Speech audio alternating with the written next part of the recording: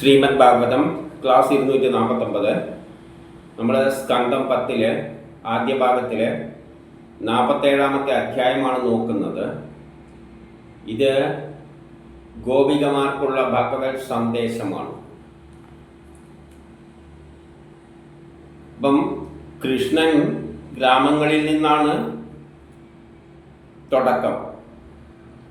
ആ പാവപ്പെട്ട ജനങ്ങളുടെ എല്ലാം ഉന്നമനത്തിന് വേണ്ടിയാണ് ഇപ്പോൾ എവിടെ എത്തിയിരിക്കുന്നത്? ഭരണസിരാ കേന്ദ്രത്തിലേക്ക്, പട്ടണത്തിലേക്ക് എത്തിയിരിക്കുന്നത്.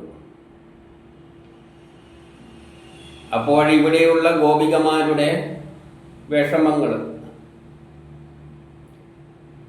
അതില്ലായ്മ ചെയ്യാൻ വേണ്ടിയിട്ട്, ദൂരീകരിക്കാൻ വേണ്ടിയിട്ട് ഉദ്ധവരെ പറഞ്ഞു വിളിക്കുകയാണ് ഒരു സന്ദേശമായിട്ട്.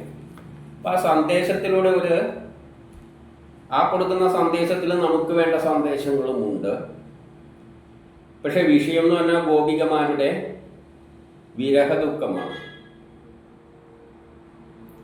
അപ്പൊ അതിൻ്റെതായ അർത്ഥവുമുണ്ട്. ഉദാഹരണമായിട്ട് മനുഷ്യൻ്റെ ഒരു വികാരങ്ങളിൽ, പ്രത്യേകിച്ച് സ്ത്രീകളെ സംബന്ധിച്ചിടത്തോളം, നമുക്ക് വേണ്ടപ്പെട്ട ഭർത്താവ് തന്നെ മാറിപ്പോവുകയാണെങ്കിൽ, എവിടെയെങ്കിലും ജോലിക്കോ ദൂരെ എവിടെയെങ്കിലും എല്ലാം പോവുകയാണെങ്കിൽ അവരുടെ ഒരു പ്രത്യേക മാനസികാവസ്ഥയുണ്ട്. ആ കാലഘട്ടം അവർ തരണം ചെയ്യുന്നത് അതുമെല്ലാം ഇതിൻ്റെ അകത്ത് വരുന്നുണ്ട്. ഇതിൻ്റെ അകത്ത് ചരിത്രം വരുന്നുണ്ട്. ഭാഗവതം എന്ന് പറയുമ്പോൾ എല്ലാ കാര്യങ്ങളും വരുമ്പോൾ ചരിത്രവും വരുന്നുണ്ട്. അതേസമയം മനുഷ്യരുടെ വിചാരങ്ങളെല്ലാം അവിടെ അവതരിപ്പിക്കുന്നുണ്ട്. അതിൽ പ്രധാനം തന്നെയാണ് ഭർത്താക്കന്മാർ. സ്ത്രീകളെ സംബന്ധിച്ചിടത്തോളം അവർക്ക് ഒറ്റക്ക് നിൽക്കുക എന്ന് പറയുന്നത് അത് കുറച്ചൊരു പ്രയാസമുള്ള കാര്യം തന്നെയാണ്. അപ്പം ഭർത്താക്കന്മാരില്ലെങ്കിൽ ദൂരെ എവിടെയെങ്കിലും പോവുകയാണെങ്കിൽ ഉള്ള അവരുടെ മാനസികാവസ്ഥകൾ അതെല്ലാം ഇവിടെ പറയുന്നുണ്ട്. ഈ വിഷയത്തിലൂടെ അതെല്ലാം വരുന്നുണ്ട്. കൃഷ്ണൻ എന്നൊരു കഥാപാത്രമാണ്. യഥാർത്ഥത്തിൽ കൃഷ്ണൻ ആരാണെന്നാണ് ഈ പ്രപഞ്ചം മുഴുവൻ ഉണ്ടാക്കിയ ശക്തിവിശേഷമാണ്.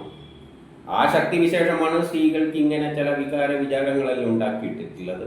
അപ്പം അതിനെപ്പറ്റി കൃഷ്ണൻ എന്ന കഥാപാത്രം വെച്ചിട്ട് പറയുന്നതായിട്ട് കണ്ടാൽ മതി.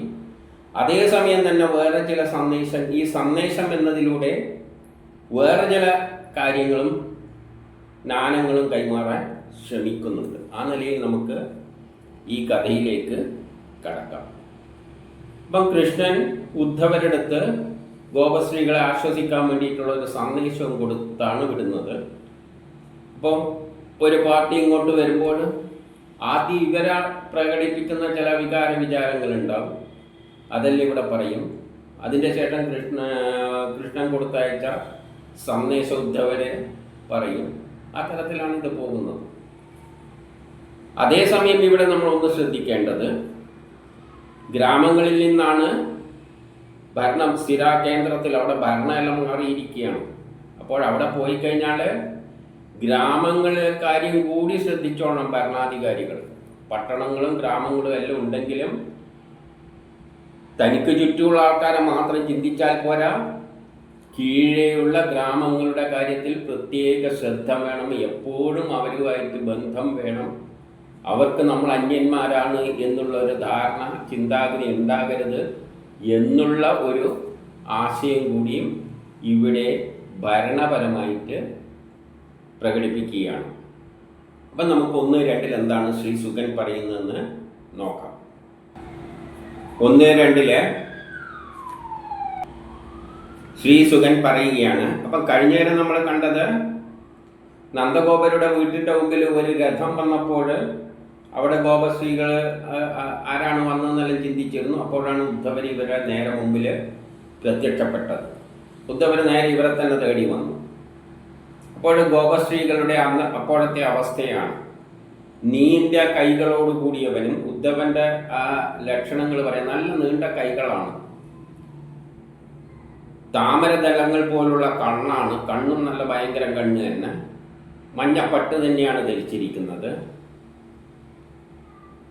താമരപ്പൂമാല അണിഞ്ഞിട്ടുണ്ട്, പരിശോഭിക്കുന്ന മുഖത്തോടു കൂടിയതാണ്, കർണാഭരണങ്ങളോട് കൂടിയതുമായ ഉദ്ധവരെ കണ്ടിട്ട് അവർ ചിന്തിക്കുകയാണ്, നിർമ്മലമായ മന്ദഹാസത്തോടു കൂടി. അപ്പോൾ ഒരു ചെറിയ നിർമ്മലമായ മന്ദഹാസത്തോടു കൂടി തന്നെയാണ് ഉദ്ധവരടുത്ത് ചെല്ലുന്നത്. ആകർഷമായ ഭംഗിയെല്ലാം ഉണ്ട്. എന്നിട്ട് വിചാരിക്കുകയാണ്, കൃഷ്ണനെ പോലെ വേഷഭൂഷണങ്ങൾ അണിഞ്ഞ ഇദ്ദേഹം ആര്? ഇപ്പം കൃഷ്ണനെ പോലെ തന്നെ നോക്കുന്ന നോട്ടത്തിൽ ഏകദേശം അതുപോലെ തന്നെയെല്ലാം ആഭരണങ്ങളെല്ലാം അണിഞ്ഞിട്ട് തന്നെയാണ് വന്നിരിക്കുന്നത്. ഇവരാര്? എവിടെ നിന്ന് വരുന്നു? ആരുടെ ആളാണ്? എന്നീ പ്രകാരം ചിന്തിച്ചുകൊണ്ട് അവർ അദ്ദേഹത്തെ വളഞ്ഞു. എന്നിട്ട് 3 പറയുകയാണ്, ലക്ഷ്മി വല്ലഭന്റെ സന്ദേശവാഹകനെ എന്ന് മനസ്സിലാക്കിയിട്ട് വന്നിരിക്കുന്നത് ലക്ഷ്മി വല്ലഭന്റെ എന്ന് പറഞ്ഞാൽ ശ്രീകൃഷ്ണന്റെ സന്ദേശവാഹകനാണ്, ആയിട്ടാണ് വന്ന ആളാണെന്ന് മനസ്സിലാക്കി ഏകാന്ത സ്ഥലത്ത് വെച്ച്, മറ്റാരും ഇല്ലാത്ത സ്ഥലങ്ങളിൽ വെച്ച് ഏകാന്തം, ഇവരോട് മാത്രം സംസാരിക്കേണ്ടതാണല്ലോ, ലജ്ജയോടും മന്ദഹാസത്തോടും നല്ല പ്രിയമായ പ്രഭാഷണത്തോടും ഭംഗിയിൽ, സംഭാഷണമെല്ലാം നല്ല ഭംഗിയിൽ, കാരണം കൃഷ്ണന്റെ ദൂതനാണല്ലോ, സൽക്കരിച്ചിട്ട് ഇരിപ്പിടത്തിൽ അദ്ദേഹം ഇരുന്ന ശേഷം വിനയത്തോടെ ചോദിച്ചു,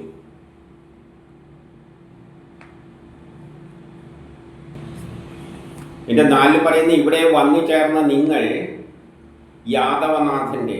യാദവരുടെ നേതാവാണല്ലോ, യാദവനാഥന്റെ സേവകനാണെന്ന് മനസ്സിലായി. അച്ഛനമ്മമാർക്ക്, അപ്പം വന്നതിനാണെന്ന് ഇവരങ്ങ് ഊഹിക്കുകയാണ്, അച്ഛനമ്മമാർക്ക് പ്രിയം ജനിപ്പിക്കുവാനായി യജമാനനാൽ അയക്കപ്പെട്ടതായിരിക്കാം. അച്ഛനമ്മമാരെ അച്ഛനമ്മമാർക്ക് വിഷമം ഉണ്ടാവുമല്ലോ, അപ്പോൾ അവരെ പറഞ്ഞ് സമാധാനിപ്പിക്കാൻ വേണ്ടിയിട്ട് പറഞ്ഞു വിട്ടതായിരിക്കാം. അതല്ലാതെ 5 പറയാണ്, അദ്ദേഹത്തിന് ഈ ഗോകുലത്തിൽ ഓർക്കേണ്ടതായ വേറെ വല്ലതുമുണ്ടോ? അപ്പം പരിഭവമാണ്. നമ്മളെല്ലാം വിട്ടുപോയിരിക്കുകയാണ്, ഇനി നമ്മളെ ആരും ഓർക്കാൻ? അതല്ലാതെ അദ്ദേഹത്തിന് ഈ ഗോകുലത്തിൽ ഓർക്കേണ്ടതായ വേറെ വല്ലതുമുണ്ടോ? അങ്ങനെയാണ് ഞങ്ങൾ കരുതുന്നത്. അച്ഛനമ്മമാരുടെ സ്നേഹപാശം വിരക്തന് പോലും ത്യജിക്കുവാൻ പ്രയാസമാണ്. അച്ഛനമ്മമാരുടെ ബന്ധം, അതായത് ബാക്കിയുള്ളൊന്നും വലിയ കാര്യമൊന്നുമില്ല, അച്ഛനമ്മമാരുമായിട്ടുള്ള ബന്ധം, ഒരാൾ വിരക്തി വന്നിട്ട് ബ്രഹ്മസാക്ഷാത്കാരത്തിന് പോകുന്നതെന്ന് വെച്ചോ, കുടുംബത്തെ എല്ലാം ഉപേക്ഷിച്ചിട്ട് പോകണമെന്നാണ് വകുപ്പ്. അപ്പോഴും അച്ഛനമ്മമാരുടെ സ്നേഹപാശം വിരക്തന് പോലും ത്യജിക്കുവാൻ പ്രയാസമാണെന്ന് നമുക്ക് അറിയാം. അപ്പോൾ അച്ഛനമ്മമാരെ എന്തെങ്കിലും പറഞ്ഞ് സമാധാനിപ്പിക്കാൻ വേണ്ടിയിട്ട് പറഞ്ഞു വിട്ടതായിരിക്കാം. 6 ബാക്കിയുള്ളവരുമായുള്ള സ്നേഹം സ്വന്തം ആവശ്യത്തിന് വേണ്ടിയുള്ളതാണ്. അച്ഛനമ്മമാരുമായിട്ടുള്ള സ്നേഹം ഒഴിച്ച് ബാക്കിയുള്ളതെല്ലാം സ്വന്തം, അതായത് കൃഷ്ണന്റെ തന്നെ ആവശ്യത്തിന് വേണ്ടിയുള്ളതാണ്. സാധാരണ അങ്ങനെയാണ്. പുരുഷന്മാർ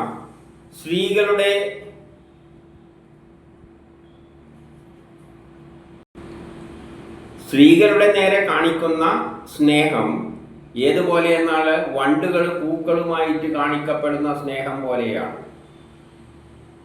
വണ്ടുകൾക്ക് പൂക്കളോടുള്ള സ്നേഹമുണ്ടല്ലോ, അടുത്ത് പോയി തേനെല്ലാം കുടിക്കുന്നവരെയുള്ളൂ, അത് തേന് കുടിച്ചു കഴിഞ്ഞാൽ ഒരൊറ്റപ്പോക്കാണ്. അതുപോലെ പുരുഷന്മാരുടെ സ്ത്രീകളുടെ നേരെയുള്ള സ്നേഹം വണ്ടുകൾക്ക് പൂക്കളുമായിട്ടുള്ള പോലെയാണ്. കാര്യം കഴിയുവോളമേ ഉള്ളൂ, അത് കഴിഞ്ഞാൽ അതങ്ങ് തീർന്നു. അപ്പോൾ കാര്യം കഴിഞ്ഞ് കഴിഞ്ഞാൽ പുരുഷന്മാർ പിന്നെ ഇതൊന്നും ചിന്തിക്കാറില്ല, വണ്ടുകളെ പോലെയാണ് എന്ന നിലയിൽ ആണ് അവർ മനസ്സിലാക്കിയിരിക്കുന്നത്. എൻ്റെ 7 വേറൊരു ഉദാഹരണം കൂടി പറയുകയാണ്. വേശ്യകൾ പണമില്ലാത്ത പുരുഷനെയും, ഇപ്പം വേശ്യകൾക്ക് പണമില്ലാത്ത പുരുഷന്മാരെങ്ങനെയാണ്? പിന്നെ പണമുള്ളവരെ വലിയ സ്വീകരിച്ചിരുത്തും, അത് കഴിഞ്ഞാൽ പണം തീർന്നു കഴിഞ്ഞാൽ പിന്നെ ഗൗനിക്കില്ല. അതുപോലെ പിന്നെ വേറൊരു ഉദാഹരണം, ജനങ്ങൾ രക്ഷിക്കാൻ കഴിവില്ലാത്ത രാജാവിനെ, ജനങ്ങൾ രക്ഷിക്കാൻ കഴിവില്ലാത്ത രാജാവിന് ഒരു ചുക്കും ചെയ്യാൻ പറ്റില്ലെങ്കിൽ ജനങ്ങൾ പിന്നെ തിരിഞ്ഞു നോക്കില്ല രാജാവിന്.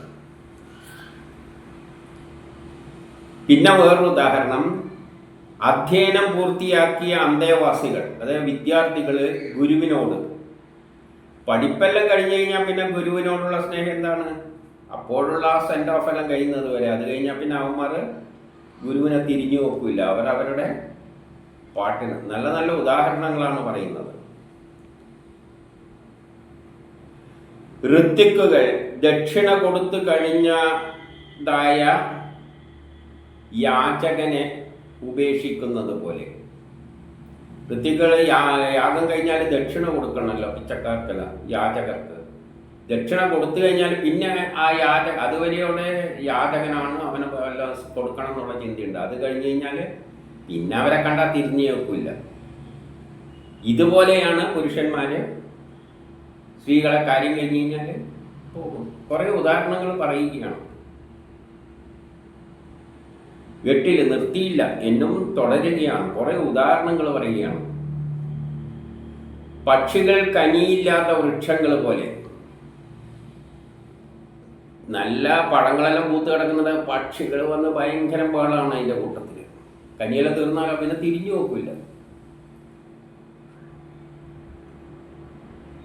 അതിഥികൾ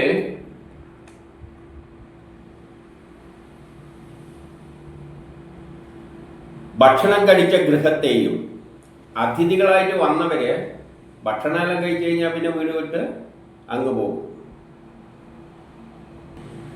പിന്നെ ആ ഗ്രഹത്തെ പറ്റിയൊന്നും വന്ന് ഭക്ഷണം കഴിക്കുന്നവരാ ഗൃഹമായിട്ട് ഭയങ്കര അടുക്കും. ഭക്ഷണം കഴിച്ചിട്ട് അതിഥികൾ ഭക്ഷണമെല്ലാം കഴിച്ച് പോയി കഴിഞ്ഞാൽ പിന്നെ ആ വീടുമായിട്ട് സാധാരണ വലിയ അടുപ്പമൊന്നും ഉണ്ടാവില്ല, ചിന്തിക്കില്ല. മൃഗങ്ങൾ വെന്തുപോയ കാടുകളെയും, മൃഗങ്ങൾക്ക് കാട് വലിയ പ്രാധാന്യമാണ്. പക്ഷേ മുഴുവൻ കത്തിക്കരിഞ്ഞു പോയാലോ, കാട്ടു തീ വന്ന് നശിച്ചാലോ പിന്നെ അവന്മാർ കളഞ്ഞു കെട്ടിയിട്ട് പോകും. അതേപോലെ ജാരപുരുഷനിൽ ഒരു സ്ത്രീയെ അനുഭവിച്ച് തന്നിൽ താല്പര്യമുള്ള അവളെയും, എന്നിട്ട് പിന്നെ ഡാഷാണ്, പറയുന്നില്ല. ജാരപുരുഷൻ ഒരു സ്ത്രീയെ അനുഭവിച്ചിട്ട്, അന്യ സ്ത്രീകളെയാണ്. ജാരപുരുഷൻ ഒരു സ്ത്രീയെ അനുഭവിച്ചിട്ട് അവക്ക് തന്നിൽ താല്പര്യം ഉണ്ടെങ്കിലും ഇവനെന്ത് ചെയ്യും? ഇവൻ കിടന്നാണ് ഡാഷ് ഇട്ടിട്ടും പറഞ്ഞിട്ടില്ല. കാരണം ഇവരെല്ലാം സ്ത്രീകൾ ഭർത്താക്കന്മാരെ ഉപേക്ഷിച്ചിട്ടാണ്. അപ്പം ജാരപുരുഷന്മാരെയാണ് ആരെ കാണുന്നത്? കൃഷ്ണനെ കാണുന്നത്. കാരണം യഥാർത്ഥത്തിൽ കൃഷ്ണൻ ആരാണ്? എല്ലാം മറന്നുകൊണ്ട്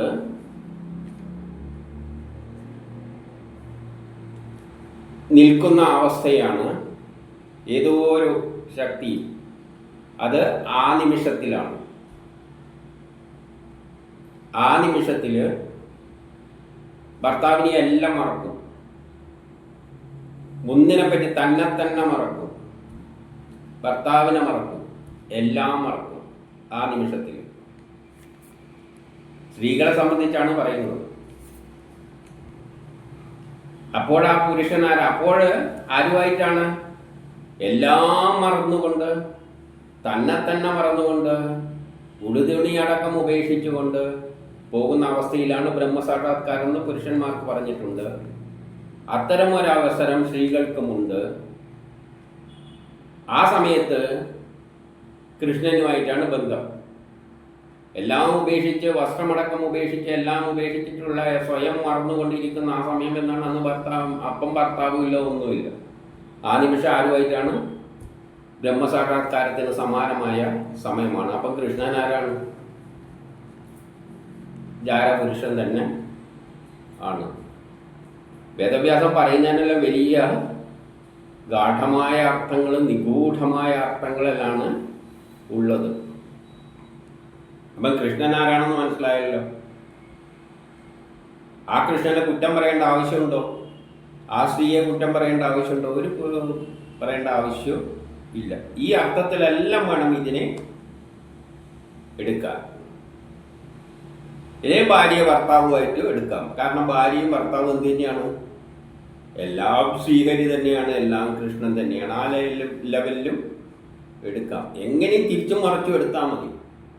കാര്യങ്ങൾ പറയുന്നതെല്ലാം നമുക്കറിയുന്ന കാര്യങ്ങൾ തന്നെ ആണ്. അല്ലാതെ ഇതിനകത്ത് വേറെ ആത്മീയമൊന്നും ചിന്തിക്കേണ്ട കാര്യമൊന്നും ഇല്ല.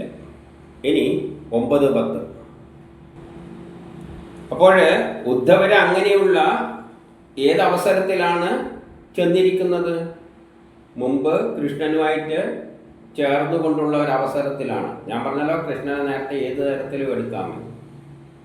ആ നിമിഷത്തിലായിട്ട് എടുക്കാം, അല്ലെങ്കിൽ ഭാര്യ ഭർത്താക്കന്മാർ എന്ന നിലയിലെടുക്കാം, എന്നിട്ട് വിരഹ ദുഃഖം അനുഭവിക്കുന്ന എന്ന നിലയിലും എടുക്കാം, ഏതോ നിലയിലെടുക്കാം. അപ്പോൾ 9-10 എന്താണ് പറയുന്നതെന്ന് വെച്ചാൽ, ഭഗവാന്റെ കൗമാരദശയിലും ബാല്യദശയിലും നടന്നിട്ടുള്ള ഏതെല്ലാം പ്രവൃത്തികളുണ്ടോ, അതായത് കഴിഞ്ഞ സംഭവങ്ങൾ, അവയെ ഓർത്തുകൊണ്ടും പാടിക്കൊണ്ടും കരഞ്ഞുകൊണ്ടും ഭഗവാനിൽ തന്നെ ലയിച്ചു ചേർന്ന് വാചികവും മാനസികവും ശാരീരികവുമായ വ്യാപാരങ്ങളോട് കൂടിയവരായി, അതായത് അങ്ങനെയുള്ളൊരു ബന്ധത്തിൽ ഏർപ്പെട്ടവരുടെ കാര്യമാണ് ഇവിടെ പറയുന്നത്. അത്തരം ബന്ധങ്ങളിൽ ഏർപ്പെട്ട് വിരഹം അനുഭവിക്കുന്നവരുടെ കാര്യമാണ് ഇവിടെ പറയുന്നത്. അല്ലാതെ കല്യാണം കഴിക്കാത്ത സ്ത്രീകളുടെ കാര്യമല്ല പറയുന്നത്. വ്യാപാരങ്ങളോട് കൂടിയവരായി ലജ്ജ വിട്ടിരിക്കുന്ന ഗോപികമാർ. പിന്നെ അവർക്ക് അവിടെ ലജ്ജയുടെ ആവശ്യമൊന്നും ഇല്ല. ഉദ്ധവർ ഗോകുലത്തിലേക്ക് ചെന്നപ്പോൾ ഈ വിധം ലൗകിക മുറകൾ കഴിഞ്ഞവരായിരുന്നു. അങ്ങനെയുള്ള സ്ത്രീകളുടെ കാര്യങ്ങളാണ് ഇനി പറയാൻ പോകുന്നത്. ഈ പറഞ്ഞതെല്ലാം തന്നെ അതുകൊണ്ടാണ് അവരങ്ങനെ സംസാരിച്ചത്. അല്ലാതെ ഗോകുലത്തിൽ വേറെ സ്ത്രീകളുണ്ടല്ലോ, കല്യാണം കഴിയാതെ പെൺപിള്ളേർ പാടി ഉണ്ടാവില്ല. അപ്പൊ ഇത് ആരെപ്പറ്റിയാണ്? ഇത്തരം ഘട്ടങ്ങളെല്ലാം കഴിഞ്ഞവർ, എന്നിട്ട് വിരഹ ദുഃഖം അനുഭവിക്കുന്നവരുടെ കാര്യമാണ് പറഞ്ഞത്. അതുകൊണ്ടാണ് അവരിങ്ങനെ സംസാരിച്ചത്.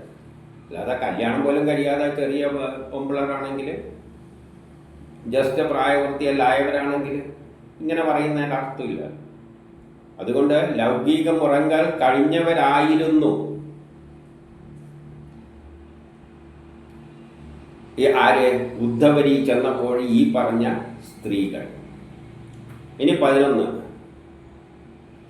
ശ്രീകൃഷ്ണ സംഗമത്തെ ധ്യാനിച്ചു കൊണ്ടിരുന്ന ഒരു ഗോപസ്ത്രീ, അക്കൂട്ടത്തിലെ ഒരു ഗോപസ്ത്രീ, ശ്രീകൃഷ്ണ സംഗമത്തെ ധ്യാനിച്ചു കൊണ്ടിരുന്ന. ശ്രീകൃഷ്ണ എങ്ങനെയല്ല എടുക്കാം? ആ നിമിഷത്തിലെ കൃഷ്ണനുമായിട്ട് എടുക്കാം, അല്ലെങ്കിൽ വിരഹദുഃഖം അനുഭവിക്കുന്ന സ്ത്രീകളുടെ കാര്യം പറയുന്നതായിട്ട് ഇവിടെ എടുത്താൽ മതി. എങ്ങനെയോ എടുക്കാം. കഥയിലൂടെ എല്ലാം സ്ത്രീകളുടെ ഓരോ കാലഘട്ടത്തിലെ മാനസികാവസ്ഥ പറയുന്നതായിട്ട് ഇവിടെ കണ്ടാൽ മതി. അതിൻ്റെ ഇടയ്ക്ക് ചില കാര്യങ്ങളും ആശയങ്ങളെല്ലാം വേറെയും പറഞ്ഞെന്ന് വരും. ഒരു ഗോപശ്രീ ഒരു വണ്ടിനെ കണ്ട്, അവളൊരു വണ്ടിനെ കാണുന്നു അപ്പോൾ, എന്നിട്ട് പ്രിയതമൻ പറഞ്ഞയക്കപ്പെട്ട ദൂതനായിട്ട് സങ്കല്പിച്ചിട്ട് ഇങ്ങനെ പറയുന്നു. ഒരു വണ്ടോട്, ഒരു വണ്ടിനെ കണ്ടിട്ട് മേഘസന്ദേശം എന്തെല്ലാം ഉണ്ട് തോന്നും. അതുമാതിരി പ്രാവോടെ, മറ്റേ കിളികളോട് എന്തെല്ലാം ഉണ്ടല്ലോ. വേറെ പിൽക്കാലത്ത് എഴുതിയാലാണ് ഇത് കണ്ടിട്ട് ഇത് വണ്ടോടാണ് പറഞ്ഞു വിട്ടു. വണ്ടാണ് ദൂതനായിട്ട് വന്നിരിക്കുന്നത്. ആ വണ്ടോട് പറയുന്ന മാതിരി ഒരു ഗോപശ്രീ പറയുന്നതായിട്ടാണ് ഇവിടെ പറഞ്ഞിരിക്കുന്നത്. മറ്റേ ശകുന്തള ആരുടെ അടുത്താണ്? അങ്ങോട്ട് ഇപ്പോൾ ഒന്നും ഓർമ്മയില്ല. അത് ഇതിനകത്തുണ്ടല്ലോ, ആ സമയത്ത് അല്ല, വരുന്ന സ്ഥലത്ത് വെച്ച് പറയാം, ഇപ്പോൾ ഓർമ്മയില്ല. എന്തായാലും ദൂത് പ്രാവിനെയും മറ്റേ പുഷ്പത്തിനെയും മറ്റേ അരയന്നത്തിനെ ഏതിനെയെല്ലാം വേണ്ടിക്കൽ അറിയിക്കുന്ന രൂപത്തിൽ സന്ദേശം കൈമാറുന്ന തരത്തിലെല്ലാം സിനിമയിലും എല്ലാം ഉണ്ടല്ലോ, പ്രാവുകൾ പക്ഷികളെല്ലാം കൊണ്ട് കൊടുക്കുന്ന മാതിരി. ഇവിടെ വണ്ടാണ് അപ്പോൾ ഇത് കണ്ടിട്ടായിരിക്കും ഇവർക്കെല്ലാം ഇത്തരം കവികൾക്കെല്ലാം ഇങ്ങനെയല്ല എഴുതാൻ തോന്നുന്നത്. കാരണം ഇതിനൊന്നും വിട്ടിട്ടില്ല, എല്ലാ തരത്തിലും അടിച്ചു വെച്ചിട്ടുണ്ട്. ഒന്ന് പറയുമ്പോൾ അതിൻ്റെ ഇടയ്ക്ക് എല്ലാ വിഷയങ്ങളും കയറിയിട്ട് എല്ലാ രീതികളും കയറിയിട്ട് പറയുന്നുണ്ട്. അപ്പോൾ ഇവിടെ ഒരു വണ്ടിനെ കണ്ടിട്ട് വണ്ട് ദൂതനായിട്ട് വന്നിരിക്കുകയാണ്, ആ വണ്ടോട് പറഞ്ഞു വിളിക്കുകയാണ്. അത്തരത്തിലാണ് പറയുന്നത്, അല്ലാതെ ഉദ്ധവരോട് പറയുകയല്ല. എടോ വണ്ടേ, കാരണം ഉദ്ധവരോട് അങ്ങനെ പറയാൻ പറ്റില്ല, അതുകൊണ്ട് വണ്ടോട് പറയുന്ന മാതിരി പറയുകയാണ്. എന്താ പറയുന്നത്? എടോ വണ്ടേ, 12 ചതിയൻ്റെ ചേർച്ചക്കാര. ചതിയൻ്റെ ചേർച്ചക്കാര, അല്ലാതെ ഉദ്ധവരോട് അങ്ങനെ പറയുകയെന്ന് വെച്ചാൽ കുറച്ച് വിഷമമുള്ളത് കൊണ്ടായിരിക്കും. വണ്ടിൻ്റെ അടുത്ത് പിന്നെ എന്തും പറയാലോ, കാരണം അവിടെ കേൾക്കില്ലല്ലോ, ഇത് കവിഭാവനയിൽ അടിക്കുന്നതല്ലേ. അപ്പോൾ എടോ വണ്ടേ ചതിയൻ്റെ ചേർച്ചക്കാര, സപ്തനിയുടെ സമ്മർദ്ദമേറ്റ വനമാലിയിലെ കുങ്കുമം പറ്റിയിരിക്കുന്ന രോമാഞ്ചം കൊണ്ട് നമ്മുടെ കാലനെ തൊട്ടുപോകരുത്.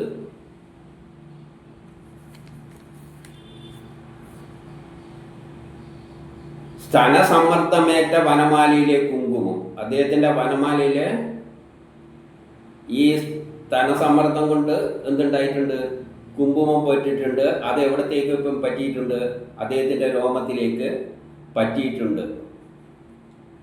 അങ്ങനെയുള്ള ആ കാലനെ ഇപ്പോൾ ഇട്ടെറിഞ്ഞു പോയിരിക്കുകയാണ്. അതുകൊണ്ട് ആ കാലാന്നെല്ലാം പറയുന്നത്. തൊട്ടുപോകരുത്, വണ്ടോട് പറയുകയാണ്. യഥാർത്ഥത്തിൽ ഇങ്ങനെയെല്ലാം പറയുന്നത് എന്തിനാണെന്ന് വെച്ച് കഴിഞ്ഞാൽ, നമുക്കൊരു ധാരണയുണ്ട് ഭാഗവതം എന്ന് എഴുതിയിരിക്കുന്നതെല്ലാം ഭയങ്കര ആത്മീയത്തിൻ്റെ പാരമ്യത്തിലെത്തി നിന്നിട്ട് എഴുതുന്നവരാണ്. അപ്പോൾ അവരുടെ എല്ലാം തലയൊന്ന് ഉണരാൻ വേണ്ടി തന്നെയാണ് ഇത് പറയുന്നത്. നമ്മൾ ശുദ്ധമായ ഇന്നത്തെ കവികളെ പോലെയുള്ളവർ തന്നെയാണ് നമ്മളെ നിങ്ങൾ വലിയ ആത്മീയമായിട്ടൊന്നും കാണണ്ട.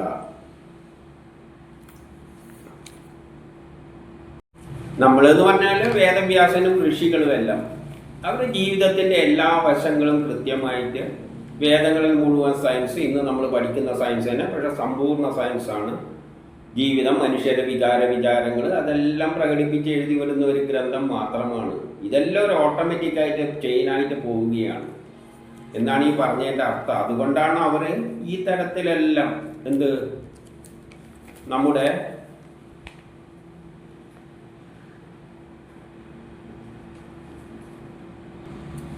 എന്ന് പറഞ്ഞാൽ സപ്തനികളുടെ സമ്മർദ്ദമേറ്റിട്ട് കുങ്കുമ എല്ലാം അവിടെ പറ്റിയ ആ ശരീരത്തിലൊന്നും നീ പോയി തൊട്ട് കളയരുത് എന്നെല്ലാം പറയുന്നു. പിന്നെയോ നമ്മുടെ നായകന്, അതായത് ഇവിടെ നമ്മുടെ നായകനായിരുന്നു, നഗരത്തിലുള്ള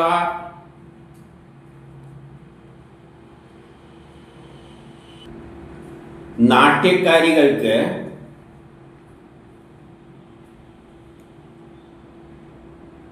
നാട്യക്കാരികൾ എന്ന് ഉദ്ദേശം നഗരങ്ങളിലുള്ള നാട്യക്കാരികൾ.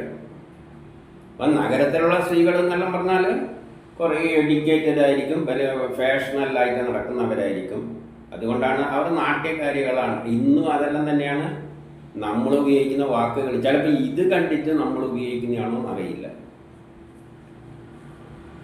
അപ്പോൾ എന്താ പറയുന്നത്? നമ്മുടെ നായകൻ നഗരത്തിലുള്ള നാട്യക്കാരികൾക്ക് മാത്രം ഉൾപ്രിയത്തെ നിറവേറ്റിക്കൊടുക്കട്ടെ. അവരുടെ ഉൾപ്രിയത്തെ എല്ലാം നിറവേറ്റി കൊടുക്കട്ടെ, നമ്മളെയെല്ലാം വിട്ട്. ഇനിയിപ്പോൾ അവിടെയുള്ള നാട്യക്കാരികൾക്കെല്ലാം അവരുടെ ഉൾപ്രിയത്തെ നിറവേറ്റി കൊടുക്കട്ടെ. യാതൊരുവന്റെ ദൂതനായി നീ വന്നുവോ, അവന് യാദവ സംഘത്തിൽ പരിഹാസ്യതയാണ് ഉണ്ടാവുക. നീ വന്നിരിക്കുന്ന വണ്ടോടാണ്, അല്ലാതെ ഉദ്ധവരോട് ഇങ്ങനെ പറയാൻ പറ്റില്ല. അതുകൊണ്ടാണ് വണ്ടിനെ വെച്ചിട്ട് പറയുന്നത്. ആരുടെ ദൂതനായിട്ടാണോ നീ വന്നിരിക്കുന്നത്, അവർക്ക് യാതൊരുവരുടെയും പരിഹാസ്യതയാണ് ഉണ്ടാവുക. ഇത്തരത്തിലെല്ലാം നമ്മളെയും വിട്ടിട്ട് വേറെ പട്ടണത്തിലെ സ്ത്രീകളെ കാണുമ്പോൾ അവരെ പിന്നാലെ പോയ യാദവ എന്ത് ചെയ്യും? പരിഹസിക്കും, ഉപദേശിച്ചു കൊടുക്കുകയാണ്. ഇനി 13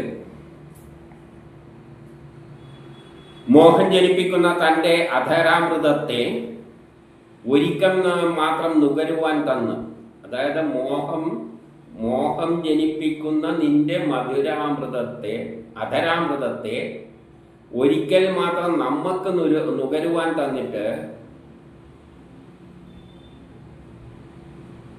എന്നിട്ടോ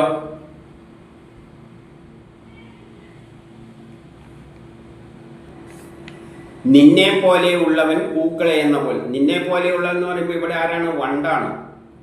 വണ്ട് നിന്നെ പോലെയുള്ളവൻ പൂക്കളെ വന്നിട്ട് നുകർന്നിട്ട് അങ്ങ് പോകും. ഒരിക്കൽ നുകർന്നിട്ട് തേനും എല്ലാം കുടിച്ചിട്ട് ഒരൊറ്റ പോക്കാണ്. അതുപോലെ പൂക്കളെ എന്ന പോലെ സൗമനസ്യമുള്ള ഞങ്ങളെ ഉടനടി തള്ളിക്കളഞ്ഞു. നല്ല മനസ്സുള്ള ഞങ്ങളെ എന്ത് ചെയ്ത് കഴിഞ്ഞാൽ ഒരിക്കൽ വന്നിട്ട് നുകർന്നിട്ട് ഒരൊറ്റ പോക്കാണ്. ലക്ഷ്മി ദേവി മാത്രം അങ്ങനെയുള്ളവൻ്റെ പാദപത്മത്തെ എങ്ങനെയാണ് ശുശ്രൂഷിച്ചു കൊണ്ടിരിക്കുന്നത്? ഈ ലക്ഷ്മി ദേവി എന്തിനാണ് ഇതെല്ലാം ഇങ്ങനെയുള്ളവൻ്റെ അവിടെ തന്നെ മാറിൽ അങ്ങനെ കടിച്ചു തൂങ്ങി നിൽക്കുന്നത്? ഇവൻ്റെ സ്വഭാവം ഇങ്ങനെയാണ്. ആ ലക്ഷ്മി ദേവി എന്തിനാണ് ഏതു സമയം ആ മാറി തന്നെ ഇങ്ങനെ ഒട്ടിച്ചേർന്ന് നിൽക്കുന്നത്? ഒരുപക്ഷെ അദ്ദേഹത്തിൻ്റെ ചതിവാക്കുകളാൽ, ചിലപ്പോൾ അങ്ങേരെ ശൃംഗാര രൂപത്തിൽ വല്ല ചതിവാക്കുകളെല്ലാം പറഞ്ഞിട്ട് അതിൽ ആകൃഷ്ടചിത്തരായിരിക്കും. അതങ്ങ് വിശ്വസിച്ചിരിക്കുകയായിരിക്കുമോ? ഇതെല്ലാണ് ചോദിക്കുന്നത്. ഇത്തരം ചോദ്യങ്ങളെല്ലാം സാധാരണ സ്ത്രീകളുടെ ഉള്ളിലോട്ട് പോകുന്ന കാര്യങ്ങൾ തന്നെയാണ് ഇവിടെ എഴുതി വെക്കുന്നത്. ഏത് കാലഘട്ടത്തിലെ ഇത്തരം അവസരങ്ങളിൽ വല്ലവരും പ്രേമിച്ച് വഞ്ചിച്ചിട്ട് പോകുമല്ലോ, ഞാനിപ്പം പോയി വരാമെന്ന് പറഞ്ഞിട്ട് സിനിമയിലെല്ലാം കാണുന്നില്ലേ? വരും, പഞ്ചാര വാക്കെല്ലാം മയക്കിയിട്ട് എടുത്തിട്ട് ഒരൊറ്റ പോക്കാണ്. സിനിമയിൽ ഈ സർക്കസ് കൂടാരെല്ലാം കെട്ടാൻ വരുന്നവർ എന്നിട്ട് അതിൽ വീണിട്ട് പിന്നെ ഗ്രാമങ്ങളിൽ വന്നിട്ട് പിന്നെ പോന്ന കണ്ടിട്ടില്ലേ? വീട്ടിൽ പോയിട്ട് അച്ഛനെയും അമ്മേനെയും എല്ലാം കൂട്ടിയിട്ട് വരാമെന്നെല്ലാം പറഞ്ഞ് പോകുമല്ലോ. ഇതെല്ലാം തന്നെയാണ് ഇവിടെയും. ഇതെല്ലാം കണ്ടിട്ടായിരിക്കും ഇപ്പോഴത്തെ കവികൾ ഇതെല്ലാം വെച്ച് സിനിമയെല്ലാം നിർമ്മിക്കുന്നത്. കാരണം ഇതിനകത്തില്ലാതെയായിട്ട് ഒന്നുമില്ല. ഇനിയോ 14 എടോ വണ്ടേ, ഇവിടെ നീ വീടില്ലാത്തവരായ ഞങ്ങളുടെ മുമ്പിൽ വെച്ച് ഞങ്ങൾക്ക് ഏറെ പഴക്കമുള്ള യാദവന്മാരെ കുറിച്ച് ഒരുപാട് എന്തിന് പാടിപ്പുകഴ്ത്തുന്നു? നീ വണ്ട് ഇവിടെ വന്നിട്ട് അവൻ്റെ ഗുണഗണങ്ങളൊന്നും ഇവിടെ വന്നിട്ട് വീടില്ലാതെ നമ്മൾ പാവങ്ങളാണ്.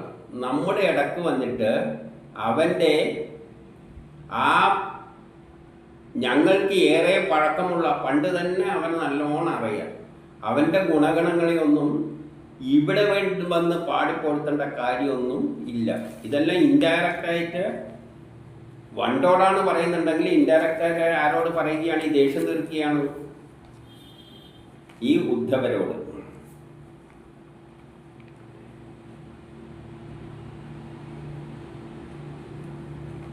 ഇനി അതുകൊണ്ട് കൃഷ്ണനാവുന്ന നിന്റെ ചങ്ങാതിയുടെ കൂട്ടുകാരികളുടെ മുമ്പിൽ ചെന്ന് പാടിപ്പോർത്തുക. അതുകൊണ്ട് നീ പോയി പാടിപ്പോർത്തണ്ട, നമ്മളടുത്തൊന്നും പാടിപ്പോർത്തണ്ട. പണ്ട് ഇവിടെ കിടന്നിട്ട് നമ്മളെ കൂടെ എല്ലാം നിന്ന് തന്നെയാണ്. അങ്ങേരെ കാര്യമെല്ലാം നമുക്ക് നല്ലോണം അറിയാം. അതുകൊണ്ട് നീ പോയി ഇപ്പം ആരടുത്താണ് പാടിപ്പോർക്കേണ്ടത്? കൃഷ്ണനാൻ്റെ ചങ്ങാതിയായ നീ അവിടെയുള്ള കൂട്ടുകാരികളുടെ മുമ്പിൽ ചെന്ന് പാടിപ്പോർത്തിയ, അവരോട് പോയി പാടിപ്പോർത്തിയ ആ പെൺപിള്ളേരോട്, അവിടെയുള്ള സ്ത്രീകളുണ്ടല്ലോ, അവരോട് പാടിപ്പോർത്തിയാൽ മതി. സ്ഥലങ്ങളിലെ നോവ് തീർക്കപ്പെട്ടിരിക്കുന്ന ആ കൃഷ്ണപ്രേയസികൾ, പിന്നെ അത്തരത്തിൽ തന്നെയുള്ള വാക്കാണ് എടുത്തുപയോഗിക്കുന്നത്. നിന്റെ ആഗ്രഹത്തെ നിറവേറ്റി തരുന്ന അവർ നിനക്ക് വേണ്ട എന്താണെന്ന് വെച്ചാൽ അവർ സാധിപ്പിച്ചു തന്നോളൂ. അതുകൊണ്ട് നമ്മുടെ അടുത്ത് നിന്റെ ഈ ദൂതുമായിട്ടൊന്നും വരേണ്ട ആവശ്യം ഇല്ല. എന്നിട്ട് 15 മണ്ണിലും വിണ്ണിലും പാതാളത്തിലും ഏതെല്ലാം സ്ത്രീകളുണ്ടോ അവരിൽ ആരാണ് കള്ളത്തം ചേർന്ന മോഹന മന്ദഹാസത്തോടുകൂടിയ ശ്രീകൃഷ്ണന് ദുർലഭമകളായിട്ടുള്ളത്? അതായത് എല്ലായിടത്തുമുള്ള, മണ്ണിലായാലും വിണ്ണിലായാലും എല്ലായിടത്തുമുള്ള സ്ത്രീകൾ, ഏതെല്ലാം സ്ത്രീകളുണ്ടോ അവിടെ എല്ലാം ഉണ്ടോ അവരിൽ ആരാണ് കള്ളത്തം ചേർന്ന മോഹന മന്ദഹാസത്തോട് ഇവനിൽ മയങ്ങാത്തവരാരാണ് ഉള്ളത് എന്ന് പറയുകയാണ്. ഏതൊരാളുടെ പാദധൂളിയെ ഐശ്വര്യ ദേവത പോലും ഉപാസിക്കുന്നു എന്നിരിക്കെ ഈ നമ്മളെല്ലാം എത്രത്തോളമുണ്ട്? കാരണം അദ്ദേഹത്തിന്, കൃഷ്ണന് ഈ ലോകത്തിലുള്ള എല്ലാ 3 ലോകങ്ങളിലുള്ള ആകാശത്തിലും എല്ലാ പെൺകുട്ടികളുമായിട്ട് ഇങ്ങനെ പാടി നടക്കാം. അതിലിടക്ക് നമ്മളൊരു ചീള്, ഗ്രാമത്തിലുള്ള ഒരു ചീള് കേസ്, അത് എത്രത്തോളമുണ്ട്? നമ്മളിലെല്ലാം എത്രത്തോളമുണ്ട്? ആ ഒരു കൃഷ്ണന്റെ ഒരു നമ്മളിലുള്ള താല്പര്യം എത്രത്തോളമുണ്ട്? പക്ഷേ പാവങ്ങളോട് അനുകമ്പയുള്ളവന് മാത്രമേ ഉത്തമൻ എന്ന പേര് ചേരുകയുള്ളൂ. പക്ഷെ നമ്മൾ പാവങ്ങളാണ്. ഇത് മണ്ണിലും ആകാശത്തിലും കൊട്ടാരത്തിലും മറ്റേ പട്ടണത്തിലും എല്ലാം താമസിക്കുന്നവരാണ്. പക്ഷെ നമ്മൾ പാവങ്ങളാണ്. പക്ഷെ ഈ പാവങ്ങളോട് കമ്പമുള്ളവർക്ക് മാത്രമേ ഉത്തമനെന്ന് പേര് പറയാൻ പറ്റൂ. അങ്ങനെ അത്ര ഉത്തമനൊന്നും അല്ല ആര്? നിന്റെ യജമാനൻ. പണ്ടോടാണേ പറയുന്നത്, ഉദ്ധവരോടല്ല.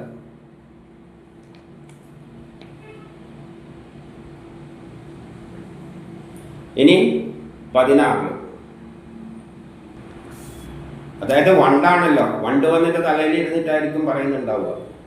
അതുകൊണ്ട് പറയാണ്, എൻ്റെ തലയിൽ ചേർക്കപ്പെട്ട നിന്റെ പാദത്തെ വിട്ടുപോ, നീ ഇവിടുന്ന് നേരെ അങ്ങ് വിട്ടുപോയിക്കൊള്ളു. ഇവിടെ വന്നിട്ട് വെറുതെ ആ കൃഷ്ണന്റെ ഗുണഗണങ്ങളൊന്നും വർണ്ണിക്കേണ്ട ആവശ്യമൊന്നും ഇല്ല. കൃഷ്ണനിൽ നിന്നും പഠിച്ച ദൂതകൃത്യങ്ങൾ കൃഷ്ണനിൽ നിന്ന് പഠിച്ചിട്ടായിരിക്കുമല്ലോ വണ്ട് വന്നിട്ടുണ്ട്. അവിടെ പോയിട്ട് ഇങ്ങനെയെല്ലാം പറയണമെന്ന്. കാരണം നല്ല വാചടിക്കാൻ കഴിവുള്ള കക്ഷിയാണ്. പ്രിയമൊഴികളാൽ എല്ലാം നല്ല പ്രിയം വെച്ചിട്ടാണ് കാശ്. സാന്ത്വനപ്പെടുത്തുവാൻ പാണ്ഡിത്യമുള്ള നിന്റെ പിരട്ടൊക്കെ ഞാൻ അറിയുന്നുണ്ട്. എന്നിട്ട് നിനക്കും അതിനുള്ള കഴിവുണ്ട്. എന്തെന്ന്? ശരിക്ക് സാന്ത്വനിപ്പിക്കാനുള്ള കഴിവ്, ആ വാക്കുകൾ വെച്ച് സാന്ത്വനിപ്പിക്കാനുള്ള കഴിവ് നിനക്കുണ്ട്. പക്ഷേ ആ പിരട്ടൊക്കെ ഞാൻ അറിയുന്നുണ്ട്. കൃതജ്ഞനായ അദ്ദേഹം തനിക്ക് വേണ്ടി പുത്രനെയും, അദ്ദേഹത്തിന് വേണ്ടി എന്ത് ചെയ്തിട്ടുണ്ട്? ഞാൻ പുത്രനെയും ഭർത്താവിനെയും പരലോകത്തെയും വെടിഞ്ഞ ഞങ്ങളെ ഇരുട്ടിലാക്കി. അദ്ദേഹം ചെയ്ത പരിപാടി എന്താണ്? ഭർത്താവിനെ എല്ലാം കളഞ്ഞിട്ടാണ് ഞാൻ വന്നിരുന്നത്. അതേത് നിമിഷത്തിലാണ്? ആ നിമിഷത്തിൽ. ഭർത്താവിനെ എല്ലാം ഉപേക്ഷിച്ച് എന്ന് പറയുമ്പോൾ നമ്മൾ ആ വിഷയത്തിലെ ആ നിമിഷത്തിൻ്റെ കാര്യമായിട്ട് കൃഷ്ണനെ എടുത്തോളണം. എന്നിട്ട് നമ്മളെന്താക്കി? ഇരുട്ടിലാക്കി. അങ്ങനെയുള്ള ഇദ്ദേഹത്തോട് എന്ത് സന്ധിയാണ് സാധ്യമാവുന്നത്? എൻ്റെ ഇവിടെ വന്നിട്ട് ദൂതെല്ലാം പറഞ്ഞ് ഈ സന്ദേശമെല്ലാം വന്നിട്ട് എന്ത് നേടാനാണ് ഉള്ളത് എന്നാണ് ചോദിക്കുന്നത്. 17.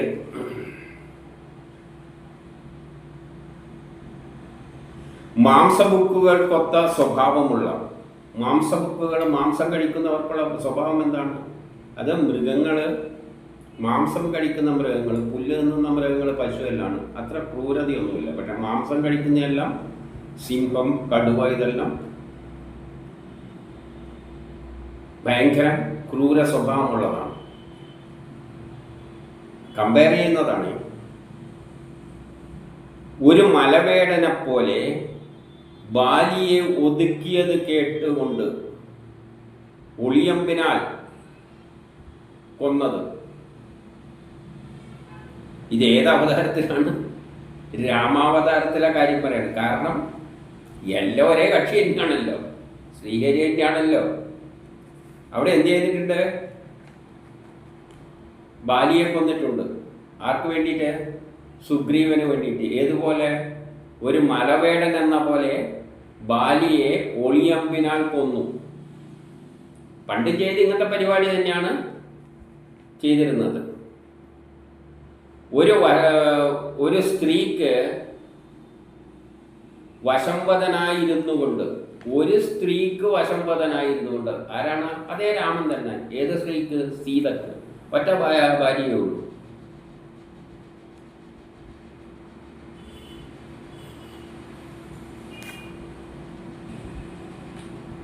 തന്നെ കാമിച്ചു വന്ന മറ്റൊരു സ്ത്രീയെ വിരൂപയാക്കി വിട്ടു. രാവണന്റെ സഹോദരി വന്നപ്പോൾ പ്രേമാഭ്യർത്ഥനയായിട്ട് പറ്റ ഒറ്റ സ്ത്രീയെ, ഞാൻ ഒരു സ്ത്രീയായിട്ട് ബന്ധമുള്ളൂ എന്ന് പറഞ്ഞുകൊണ്ട് ഇവളെ വിരൂപയാക്കി വിട്ടു. അപ്പോൾ ഒരു ദൈവം എന്നുള്ള കക്ഷിയൊന്നും അല്ല. പിന്നെയോ ഏതൊരാളുടെ ബലിയെ സ്വീകരിച്ചുകൊണ്ട്, അതാരാണ്? മഹാബലിയുടെ കാര്യമാണ് പറയുന്നത്. മഹാബലിയിൽ നിന്ന് കിട്ടേണ്ട സാധനമെല്ലാം എന്താണോ ചോദിച്ചത് അതുകൊണ്ട് കൊടുത്തല്ലോ. എന്താണ് വേണ്ടതെന്ന് ചോദിച്ചപ്പോൾ 3 അടി വേണോ, എന്നാ പിടിച്ചോ 3 അടി കൊണ്ട് അളന്നോ എന്ന് പറഞ്ഞുകൊണ്ട് അത് നേടിയ ശേഷം എന്നിട്ട് എന്ത് ചെയ്തു? അദ്ദേഹത്തെ പിടിച്ച് തടവിലാക്കി. അപ്പൊ വാമനൻ എന്താണ് ചോദിച്ചത്? 3 അടി ദാനം വേണം. മഹാബലി പറഞ്ഞു എടുത്തോ എന്ന് പറഞ്ഞു. എല്ലാം കൊടുക്കുകയും ചെയ്തു. കൊടുത്തതിന്റെ ശേഷം എന്ത് ചെയ്യാണ്? അദ്ദേഹത്തെ പിടിച്ച് തടവിലാക്കിയാണ് ചെയ്തത്. ഇതെല്ലാം നമ്മൾ കണ്ട കാര്യങ്ങളാണ്.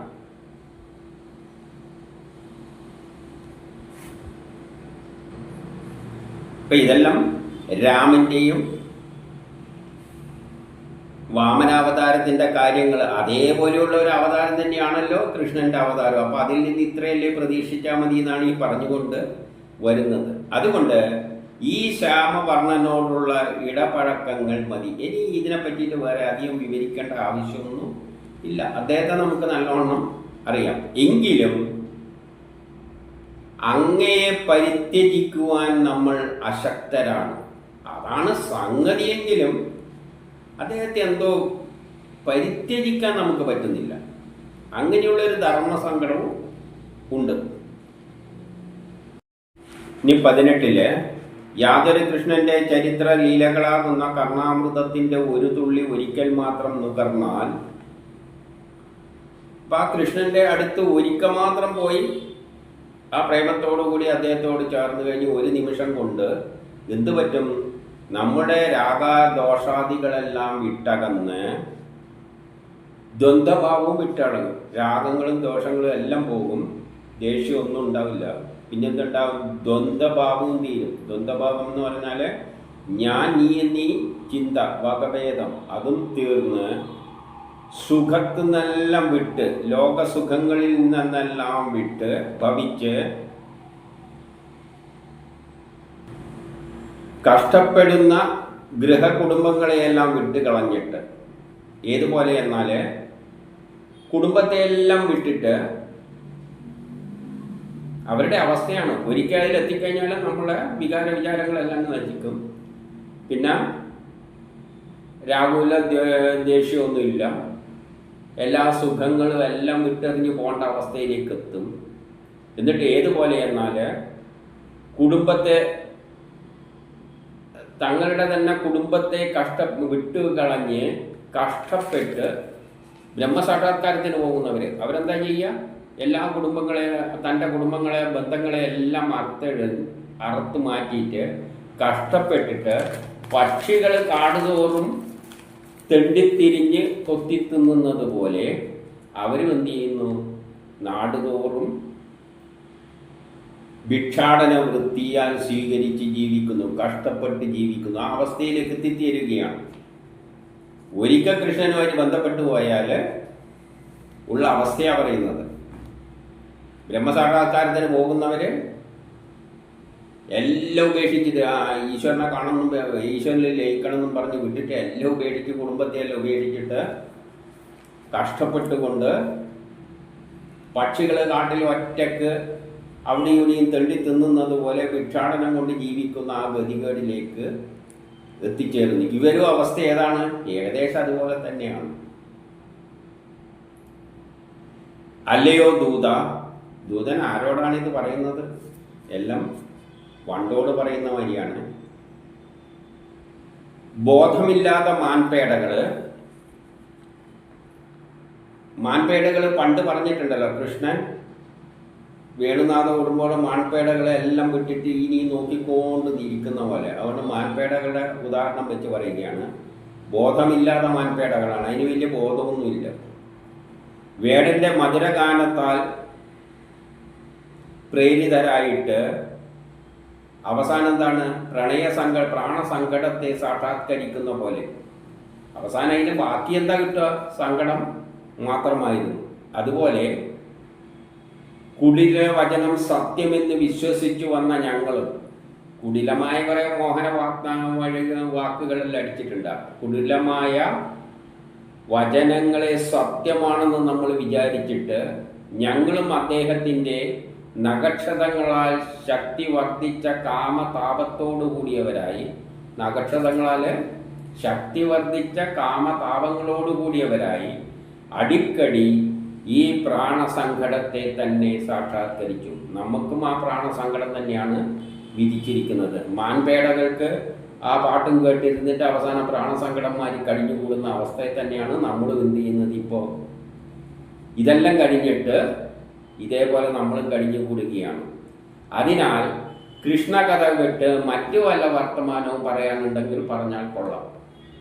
അതുകൊണ്ട് കൃഷ്ണൻ്റെ കാര്യമൊന്നും ഇവിടെ പറഞ്ഞിട്ട് കാര്യമില്ല. നമ്മളിപ്പോൾ ആകെ സങ്കടത്തിൽ കിടക്കുകയാണ്, നമ്മളെ അവസ്ഥ ഇതാണ്. അതുകൊണ്ട് വേറെ വല്ലതും ഉണ്ടെങ്കിൽ പറയാമെന്നാണ് പറയുന്നത്. ഇനി 20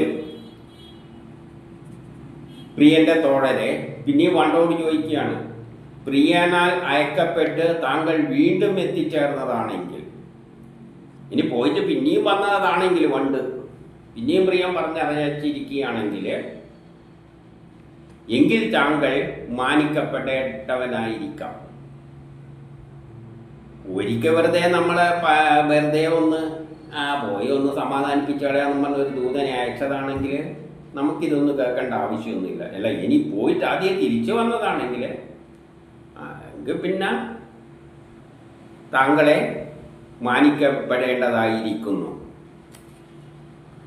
അങ്ങനെയാണെങ്കിൽ എന്താണ് ആഗ്രഹിക്കുന്ന എല്ലാം പറഞ്ഞോളൂ. പിന്നെയോ, ഇപ്പോഴും ഒരുത്തിയോടുകൂടിയുള്ള ചേർച്ച പരിത്യജിക്കാൻ കഴിയാത്ത അവളുടെ അടുത്തേക്ക് ഞങ്ങൾ എങ്ങനെയാണ് കൊണ്ടുപോകാൻ പോകുന്നത്? ദൂതനോട് ചോദിക്കുകയാണ്, വണ്ടോടാണ് ഇത് ചോദിക്കുന്നത്.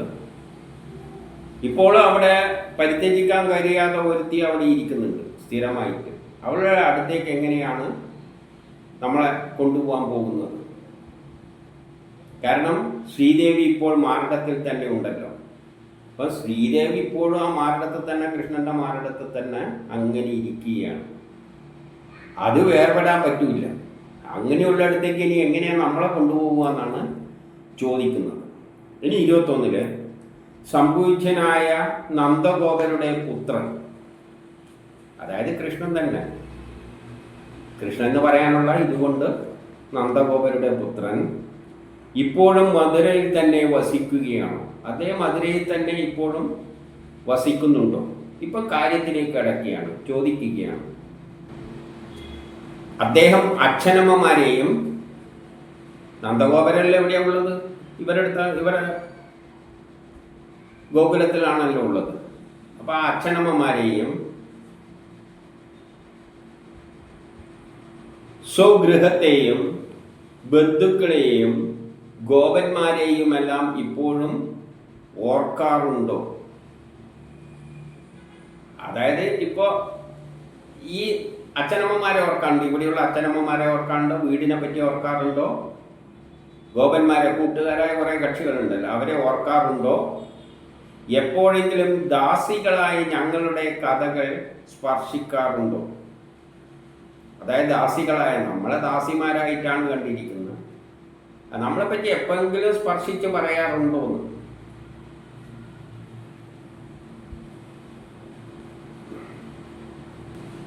പിന്നെയോ ആ തൃക്കരം ഞങ്ങളുടെ ശിരസിൽ വെച്ച് അനുഗ്രഹിക്കുന്നത് എപ്പോഴാണ്? എപ്പോഴെങ്കിലും ഇനി ആ തൃക്കരം ഇവിടെ വന്നിട്ട് നമ്മളെ ശിരസിൽ വെച്ച് അനുഗ്രഹിക്കുമോ? ഇനി 22 ഇപ്രകാരം ശ്രീ സുഖൻ പറയുകയാണ്. അപ്പോൾ ഇപ്രകാരം ശ്രീകൃഷ്ണന്റെ ദർശനത്തിന് ആഗ്രഹം മൂർത്തിരിക്കുന്ന ഗോപികമാരെ കണ്ടിട്ട്, അപ്പൊ അവരുടെ വാക്കിൽ നിന്ന് എപ്പോഴാണ് തലയിൽ വെച്ച് അനുഗ്രഹിക്കുക എന്ന് ചോദിച്ചപ്പോൾ കാണാനുള്ള ആഗ്രഹം മൂത്ത് കിടക്കുകയാണ്. അങ്ങനെ ഇപ്രകാരമുള്ള ശ്രീകൃഷ്ണന്റെ ദർശനത്തിന് ആഗ്രഹം മൂത്ത് കിടക്കുന്ന ഗോപികമാരെ കണ്ടിട്ട് അവരുടെ വാക്കുകൾ കേട്ടിട്ട് അദ്ദേഹം എന്ത് ചെയ്തു? ആ സന്ദേശവാഹകർ അദ്ദേഹം നൽകിയ ആ സന്ദേശങ്ങൾ, സന്ദേശ വാക്കുകൾ ഇപ്രകാരത്തിൽ അവിടെ പറഞ്ഞു. അദ്ദേഹം പറഞ്ഞ സന്ദേശ വാക്കുകൾ കൈമാറുകയാണ് അടുത്ത് ഉദ്ധവര് പറയുകയാണ് 23 തീർച്ചയായും നിങ്ങൾ ലോകമാന്യകളാണ്. നിങ്ങൾ ലോകമാന്യകളാണ് തീർച്ചയായിട്ടും. ആര് പറയുന്നതാണിത്? ഉദ്ധവര് പറയുന്നതാണെങ്കിലും സന്ദേശമാണ്. കാരണം നിങ്ങൾ വിശുദ്ധ സത്യസ്വരൂപമായ കൃഷ്ണനെ മനസ്സിൽ ഉറപ്പിച്ചുവല്ലോ. നിങ്ങള് വിശുദ്ധ സത്യസ്വരൂപമായ കൃഷ്ണനെ മനസ്സിൽ ഉറപ്പിച്ചുവല്ലോ. അപ്പോൾ ഇവിടെ സ്ത്രീകളുടെ മനസ്സിൽ ഉറപ്പിച്ചിരിക്കുന്നത് ഏത് തരത്തിലുമാകാം, 2 തരത്തിലുമാകാം. ആ നിമിഷത്തിലുള്ള കൃഷ്ണനെ പറ്റിയാകാം, അല്ലെങ്കിൽ സ്ത്രീകൾക്ക് പൊതുവെ ഭക്തി എന്ന നിലയിൽ എപ്പോഴും ആ കൃഷ്ണനെ മനസ്സിൽ ഉറപ്പിച്ചുകൊണ്ടാണ് പോകുന്നത്. അപ്പോൾ ഏത് തരത്തിലും വേണമെങ്കിൽ ഈ വചനത്തെ എടുക്കാം. ഇനി 24 ദാനം, വ്രതം, തപസ്, ഹോമം, ജപം, വേദാധ്യയനം, ഇന്ദ്രിയ നിഗ്രഹം മുതലായ ശ്രേഷ്ഠകരങ്ങളായ അനുഷ്ഠാനങ്ങളാലേ സാധാരണ ശ്രീകൃഷ്ണ പരമാത്മാവിൽ ഭക്തി സാധിക്കുകയുള്ളൂ. സാധാരണ ശ്രീകൃഷ്ണനിൽ ഭക്തി ഉണ്ടാകണ്ടെങ്കിൽ, അവരിൽ എത്തിച്ചേരണ്ടെങ്കിൽ സാധാരണ ജനങ്ങൾക്ക് ഇതെല്ലാം പ്രാക്ടീസ് ചെയ്താലേ പറ്റുള്ളൂ. തപസ്സും എല്ലാം ചെയ്ത് വേദത്തിലൂടെ ആ കൃഷ്ണനെ പറ്റി മനസ്സിലാക്കി എല്ലാം ആ ഒരൊറ്റ മനസ്സ് അതിൽ മാത്രം കേന്ദ്രീകരിച്ചുകൊണ്ട് കുറേ അനുഷ്ഠാനങ്ങളെല്ലാം ഉണ്ട്. അതിലൂടെ പോയാൽ മാത്രമേ സാധാരണ നിലയിൽ ശ്രീകൃഷ്ണ പരമാത്മാവിലെ ഭക്തി സാധിക്കുകയുള്ളൂ. പക്ഷെ നിങ്ങൾക്ക് ചുളൂലങ്ങ് കിട്ടുകയാണ്. സ്ത്രീകൾക്ക് ഇതിൻ്റെ ഒന്നും ആവശ്യമില്ല. ആ നിമിഷത്തിൽ പെട്ടെന്ന് ബ്രഹ്മസാക്ഷാത്കാരം തന്നെ, കുറച്ച് നേരത്തേക്കാണെങ്കിലും. അല്ലെങ്കിൽ എപ്പോഴും മനസ്സിൽ ഭഗവാനെ എന്ന് ചിന്തിച്ചുകൊണ്ടാണ് നടക്കുന്നത്. ജന്മനാ അങ്ങനെയുള്ളൊരു ഗുണം കൊടുത്തിട്ടുണ്ട്. അവർക്ക് ഈ മറ്റേ ചടങ്ങുകൾ, ആചാരങ്ങൾ ഒന്നിൻ്റെയും ആവശ്യമില്ല. വേദം പോലും പഠിക്കണ്ട, ഈശ്വരൻ ആരാണെന്ന് പോലും മനസ്സിലാക്കേണ്ട ആവശ്യമില്ല. ഇങ്ങനെ മനസ്സിൽ ചിന്തയായിട്ട് നടക്കും. അതുകൊണ്ട് നിങ്ങൾ ഭാഗ്യവാന്മാരാണ്. മുനികൾ പോലും ദുർലഭമായ ഭക്തി, മുനികൾക്ക് പോലും ദുർലഭമായ ഭക്തി, മുനികൾക്ക് പോലും സാധിക്കാൻ അത്ര പെട്ടെന്നൊന്നും ആ ഭക്തി കിട്ടില്ല. ആ മനസ്സ് ഏകാഗ്രമാക്കണ്ടെങ്കിലും മുനികൾ എത്ര കാലം തപസ് ചെയ്യണം. എന്തെന്നറിയോ? ഏതെങ്കിലും ഒരു ആസനത്തിലിരുന്ന് മനസ്സിനെ ഏകാഗ്രമാക്കിയിട്ട് അതിനെ തന്നെ ചിന്തിച്ചുകൊണ്ടിരിക്കണം ആ രൂപത്തിൽ. ഇവർക്ക് അതിൻ്റെ ഒന്നും ആവശ്യമില്ല. എപ്പോഴും മനസ്സിലങ്ങ് ഭക്തി കിടക്കുകയാണ്.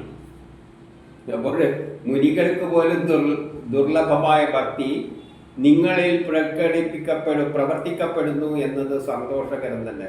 നിങ്ങളതല്ലേ എപ്പോഴും ആ ഭക്തി എങ്ങനെ കിടക്കുകയാണ്. പക്ഷേ പുരുഷന്മാർക്ക് ഈ ഭക്തി കിട്ടണമെങ്കിൽ കുറേ പാട് വേണം. മെഡിറ്റേഷൻ ചെയ്യണം, ബ്രീത്തിങ് എക്സസൈസ് ചെയ്യണം, യോഗ എടുത്തിട്ട് ആദ്യം മനസ്സിനെയെല്ലാം ഒന്ന് ഇതാക്കി എല്ലാം വിട്ടുപോയി ഏകാന്തമായി ഒരിടത്തിരുന്നിട്ട് ഇങ്ങനെ ധ്യാനിച്ച് ആ രൂപത്തെ മനസ്സിൽ ധരിപ്പിക്കും. ഇവർക്കത് അല്ല, രാവിലെ തൊട്ട് വൈകുന്നേരം വരെ ഭക്തിയാണ്. അങ്ങനെ അതിൽ ലയിച്ചിട്ട് ഇരിക്കുകയാണ്. അത് സന്തോഷകരം തന്നെയാണെന്ന് പറയുകയാണ്. അപ്പം ഈ അവസ്ഥ ഏതാണ്?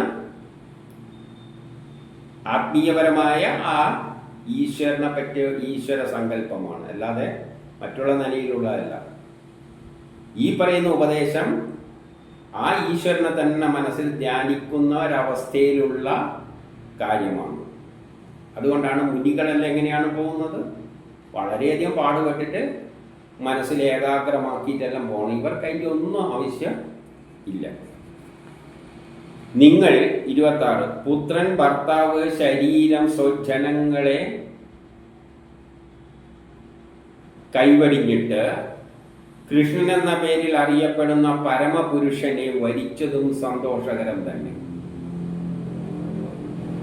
അപ്പോൾ നിങ്ങൾ ജനിക്കുമ്പോൾ തന്നെ കൃഷ്ണൻ അല്ലെങ്കിൽ ഈശ്വരൻ, ഏതോ ഒരു ഈശ്വരൻ, ആ ഈശ്വരനെയും വഹിച്ചുകൊണ്ടാണ്. അത് ഏത് ആൾക്കാരായാലും ലോകത്തിൽ എവിടെയായാലും സ്ത്രീകൾ ജനിക്കുമ്പോൾ തന്നെ ആ ഈശ്വരനിൽ ഭക്തിയായിട്ടാണ് ജനിച്ചിരിക്കുന്നത്. ഈശ്വരനിൽ എപ്പോഴും ആ ബന്ധം വെച്ചുകൊണ്ടാണ് നിൽക്കുന്നത്. പിന്നെ എന്തുണ്ട്? നിങ്ങൾ പുത്രൻ, ഭർത്താവ്, ശരീരം, സ്വജനങ്ങളെ എല്ലാം കൈവടിഞ്ഞിട്ട് കൃഷ്ണൻ എന്ന പേരിൽ അറിയപ്പെടുന്ന പരമപുരുഷനെ വരിച്ചതും സന്തോഷം തന്നെ. അതെപ്പോഴാണ് വരിച്ചിരിക്കുന്നത്? അത് ആ നിമിഷത്തിൽ എല്ലാ ഭർത്താവിനെയും എല്ലാത്തിനെയും മറന്നിട്ട്, സാധാരണ സന്യാസന്മാർ എല്ലാം ഉപേക്ഷിച്ചിട്ട് ശരീരത്തെപ്പോലും മറന്നിട്ട് അങ്ങനെ അതിലേക്ക് ലയിച്ചിരിക്കുന്ന മാതിരിയുള്ള ആ നിമിഷത്തിൽ അതും സന്തോഷകരം തന്നെ. അപ്പം സ്ത്രീകൾക്ക് ഇങ്ങനെ 2 തരത്തിലുണ്ട്. ഇനി 27, 28 അങ്ങനെ 27, 28 പറയുന്നത് എന്താണെന്ന് വെച്ചാൽ ശ്രീകൃഷ്ണനിൽ ഏകാന്ത ഭക്തി തന്നെ ഉണ്ടായിരിക്കുന്നു. നിങ്ങൾക്ക് ശ്രീകൃഷ്ണനിൽ ഏകാന്ത ഭക്തി അങ്ങനെ 2 തരത്തിൽ എപ്പോഴും ഏകാന്ത ഭക്തിയിലാണ് നിങ്ങൾ പോകുന്നത്. വിരഹം നിമിത്തം വലുതായ അനുഗ്രഹം എനിക്ക് ലഭിച്ചിട്ട് ഉണ്ടായി. നിങ്ങൾക്ക് വിരഹനിമിത്തം ഉണ്ടായിരിക്കുന്ന ഇത് എനിക്കും അനുഗ്രഹമായിട്ട് ഭവിച്ചിരിക്കുകയാണ്. നിങ്ങളുടെ ഈ വിരഹ ദുഃഖം എനിക്കും അനുഗ്രഹമായിട്ട് ഭവിച്ചിരിക്കുകയാണ്. എന്തുകൊണ്ടെന്നാൽ ഭഗവാന്റെ രഹസ്യ കാര്യങ്ങൾ ഒരു ദൂതൻ എന്ന നിലയിൽ നിറവേറ്റുവാൻ എനിക്ക് അവസരം ലഭിച്ചു. അതുകൊണ്ടാണ് ഉദ്ധവരെ വിളിച്ചിട്ട് നിങ്ങൾക്ക് ദൂത് പോയിട്ട് ഇത് പറയണമെന്ന് പറഞ്ഞോളൂ. അപ്പം നിങ്ങൾക്ക് വിരഹ ദുഃഖം കൊണ്ടുണ്ടായിരിക്കുന്നത് എനിക്കൊരു അനുഗ്രഹമായിരിക്കുകയാണ്. അതുകൊണ്ടാണ് എനിക്ക് കൃഷ്ണനെ കാണാനും നിങ്ങളുടെ കൃഷ്ണൻ്റെ ഒരു രഹസ്യ കാര്യങ്ങൾ, നിങ്ങളുമായിട്ടുള്ള രഹസ്യ കാര്യങ്ങൾ അറിയിക്കാനുള്ള അവസരം എനിക്ക് കിട്ടിയതും നിങ്ങൾ മൂലമാണ്. അതുകൊണ്ട് എനിക്കും ഒരു അനുഗ്രഹം നിങ്ങൾ മൂലം സംഭവിച്ചിരിക്കുന്നു. 29 പറയുകയാണ്, ശ്രീ ഭഗവാൻ പറഞ്ഞിരിക്കുന്നത് കേട്ടുകൊള്ളുക. ഇത്രയും വിതുരന് പറഞ്ഞതിൻ്റെ ശേഷം ഇനി കൃഷ്ണന്റെ സന്ദേശം കൈമാറുകയാണ്. ഇവിടെ പറയുന്ന സന്ദേശം ഏതാണെന്ന് ശാസ്ത്രീയമായിട്ടുള്ള വ്യാഖ്യാനമാണ്. എന്താണ് പറയുന്നത്? എല്ലാറ്റിലും എന്നിൽ മനസ്സർപ്പിക്കുന്നവരായ, ഇവിടെ എന്നിൽ എന്ന് പറയുമ്പോൾ കൃഷ്ണനിൽ, എല്ലാറ്റിലും എന്നിൽ മനസ്സർപ്പിക്കുന്നവർക്ക് ഒരിക്കലും വിരഹം സംഭവിക്കുകയില്ല. ഇതാണ് ശാസ്ത്രീയമായ വശം. എപ്പോഴും എന്നെ തന്നെ മനസ്സിൽ സങ്കല്പിക്കുന്നവർക്ക് വിരഹം സംഭവിക്കേണ്ട കാര്യമില്ല. കാരണം ഞാൻ ഇതിൻ്റെ തന്നെ കിടക്കുന്ന ഉള്ളിൽ തന്നെ കിടക്കില്ല. പിന്നെ എവിടെ വിരഹം? ഇവിടെയാണ് ആ ശരിയായ കൃഷ്ണനെ പറ്റി പറയുന്നത്. നിങ്ങൾക്ക് വിരഹ ദുഃഖത്തിൻ്റെ ഒന്നും കാര്യമില്ല. ആർക്കും വിരഹ ദുഃഖം ഉണ്ടാകേണ്ട കാര്യമില്ല. ഈ സ്ത്രീകൾക്കെല്ലാം ഏത് കൃഷ്ണനുമായിട്ടുള്ള വിരഹ ദുഃഖം, അല്ല ഭർത്താവുമായിട്ടുള്ള വിരഹ ദുഃഖമാണെങ്കിൽ അത് വേറെ കാര്യം. ഇവിടെ കൃഷ്ണനെന്ന ആ ആദി പുരുഷനുമായിട്ടുള്ള വിരഹ ദുഃഖം ആർക്കും ഉണ്ടാകുന്നില്ല. കാരണം എല്ലാറ്റിലും എന്നിൽ മനസ്സർപ്പിക്കുന്നവരായ നിങ്ങൾക്ക്, ഞാനാണ് എല്ലാറ്റിൻ്റെയും ഉള്ളിലുള്ള ആ സത്ത എന്ന് മനസ്സിലാക്കി എന്നിൽ വിശ്വാസം അർപ്പിക്കുന്നവർക്ക് ഒരിക്കലും വിരഹം സംഭവിക്കില്ല. കാരണം ഞാൻ അത് തന്നെയാണ്. പിന്നെ എന്തിനാണ് വിരഹം? കാരണം ആകാശം, വായു, അഗ്നി എന്നിവയ്ക്ക് ആശ്രയമായ ഞാൻ, ഈ ആകാശവും ഭൂമിയും എല്ലാത്തിൻ്റെ ആശ്രയം ഞാൻ തന്നെയാണ്. മനസ്സ്, പ്രാണൻ, പഞ്ചഭൂതങ്ങൾ. ഈ ശരീരം നിർമ്മിച്ചിരിക്കുന്നത് പഞ്ചഭൂതമാണ്. ഇതിൻ്റെ ഉള്ളിലുള്ള മനസ്സും പ്രാണനും എന്നിവയ്ക്കും കാരണം ഞാനാണ്. അതിൻ്റെ കാരണതത്വം, അതിനെന്തെല്ലാം തത്വം അതിൻ്റെ ഉണ്ടാകുന്നതിന് പിന്നിൽ എന്തെല്ലാം തത്വങ്ങളുണ്ടോ അതിനുമെല്ലാം ആശ്രയമായി നിലനിൽക്കുന്നത് ഞാനാണ്. അതുകൊണ്ട് എന്ത് വിരാമമാണുള്ളത്? എൻ്റെ ഈ ശരീരവും പഞ്ചഭൂതങ്ങളെ കൊണ്ടുള്ള ശരീരവും ഈ മനസ്സും ആത്മാവും എല്ലാം ആര് തന്നെയാണ്? ഞാൻ തന്നെയാണ്. പിന്നെ ഞാനവിടെ വിട്ടുപോയിട്ടുള്ള ഒരു വിട്ടുപോകലും ഇല്ല. ഇത് ശാസ്ത്രീയമായ സയൻറ്റിഫിക് ആയിട്ടുള്ള വ്യാഖ്യാനം. ആരുമായിട്ടുള്ളത്? ശ്രീഹരി ആയിട്ടുള്ളത്. അല്ലാതെ നേരത്തെ ഞാൻ പറഞ്ഞു കൃഷ്ണനെ ഭർത്താവായിട്ടും എടുക്കാം, ആ നിലയിലുള്ള വിരഹ ദുഃഖമല്ല. കൃഷ്ണൻ എന്ന നിലയിൽ ചിന്തിക്കുകയാണെങ്കിൽ ഞാൻ നിങ്ങളുടെ കൂടെ തന്നെയാണ് ഉള്ളത്, എവിടെയും പോയിട്ടൊന്നുമില്ല. നിങ്ങൾ തന്നെ ഞാനാണ്. ഞാൻ എൻ്റേതായ മായ കൊണ്ട്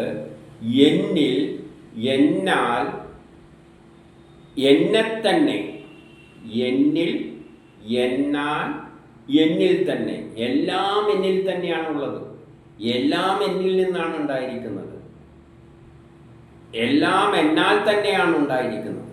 എല്ലാം എന്നിൽ നിന്നാണ് ഉണ്ടായിരിക്കുന്നത്. എല്ലാം എന്നാൽ തന്നെയാണ് ഉണ്ടായിരിക്കുന്നത്. എല്ലാം എന്നെ തന്നെ ആയിട്ട് ബന്ധപ്പെട്ടതാണ്. അതുമായിട്ടുള്ള എന്തെല്ലാം പഞ്ചഭൂതങ്ങൾ, ഇന്ദ്രിയങ്ങൾ, അവയുടെ ഗുണങ്ങൾ എന്നീ രൂപത്തെയെല്ലാം എല്ലാം എന്നിൽ നിന്ന്, ഈ ലോകത്തിലുള്ള എല്ലാ കാര്യങ്ങളും എന്നിൽ നിന്ന് തന്നെ, ഞാൻ തന്നെ എന്തായി മാറുന്നു?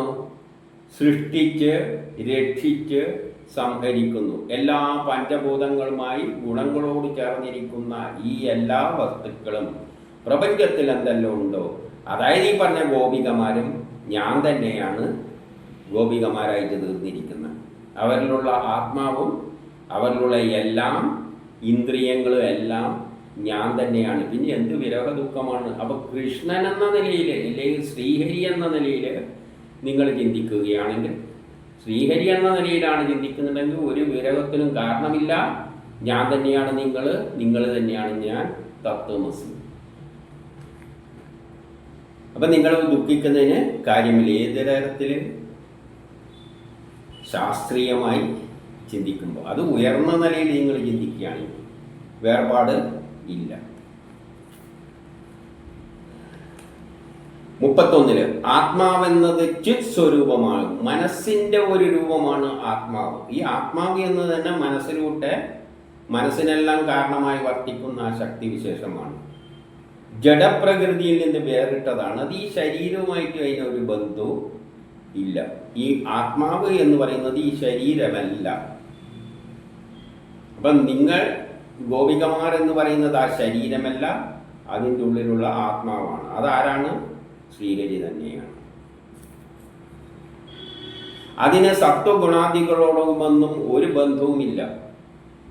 നിങ്ങളിലുള്ള ആത്മാവ്, നിങ്ങളെന്നത് നിങ്ങളുടെ ആത്മാവാണ്. അതിന് ആ ശരീരമായിട്ടൊന്നും ഒരു ബന്ധവുമില്ല.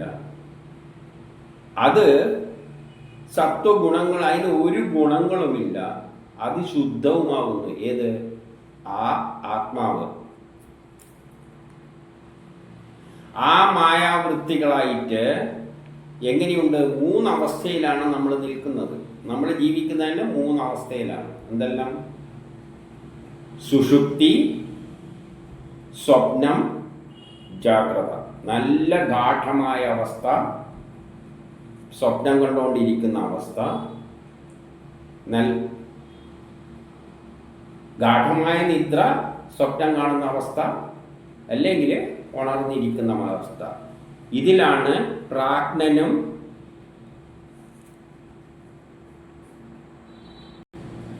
പ്രാജ്ഞൻ എന്ന് പറയുന്നത് നല്ല ഉറക്കത്തിൽ, ഗാഠമായ ഉറക്കത്തിലുള്ള അവസ്ഥക്കാണ് പ്രാജ്ഞൻ എന്ന് പറയുന്നത്. പിന്നെ സ്വപ്നം കാണുന്ന അവസ്ഥയിൽ തൈജസ്സൻ എന്ന് പറയും. ഉണർന്നിരിക്കുമ്പോൾ വിശ്വരൂപൻ. ഉണർന്നിരിക്കുമ്പോഴാണ് നമ്മൾ ഈ വിശ്വം കാണുന്നത്. ഈ വിശ്വം ആരാണ്? ഞാൻ തന്നെ ആണ്. ഈ 3 വിധത്തിൽ നമ്മൾ തോന്നപ്പെടുന്നു. അപ്പം നമ്മുടെ ജീവിതത്തിൽ മൂന്ന് വിധത്തിലുള്ള അനുഭൂതികൾ നമുക്കുണ്ടാകുന്നുണ്ട്. ഒന്ന് ജാഗ്രത, നല്ല ഗാഢ ഉറക്കം. പിന്നെ ഒന്ന് സ്വപ്നം കാണുന്ന അവസ്ഥ. പിന്നെയാണ് ഈ ബോധമുള്ള അവസ്ഥ. നമ്മൾ രാത്രി അധിക സമയവും 8 മണിക്കൂറും 10 മണിക്കൂറും നല്ല നമ്മൾ ഉറങ്ങുന്ന സമയമാണ്. ഈ ഉറക്കത്തിൽ തന്നെ കുറേ സമയം എന്താണ്, ബോധമില്ല. അപ്പം ഞാനെന്ന ചിന്ത പോലും ഇല്ല. പിന്നെ സ്വപ്നത്തിലാകുമ്പോൾ ഞാനെന്ന ചിന്തയുണ്ട്, പക്ഷേ എന്തെല്ലോ ആണ് കാട്ടിക്കൊടുക്കുന്നത്. ആ ഞാനുമായിട്ട് യഥാർത്ഥത്തിൽ ഒരു സംഭവങ്ങളുമായിട്ട് ഒരു ബന്ധവുമില്ല. പിന്നെ ബോധം വരുമ്പോഴാണ് ഈ ലോകവുമായിട്ട് ബന്ധപ്പെടുന്നത്. അതാണ് വിശ്വരൂപം എന്ന അവസ്ഥ. അപ്പം നമുക്കിങ്ങനെ 3 തരത്തിൽ വെറുതെ തോന്നിപ്പോവുകയാണ്. ഗാഠമായ ഉറക്കത്തിൽ എന്തില്ല?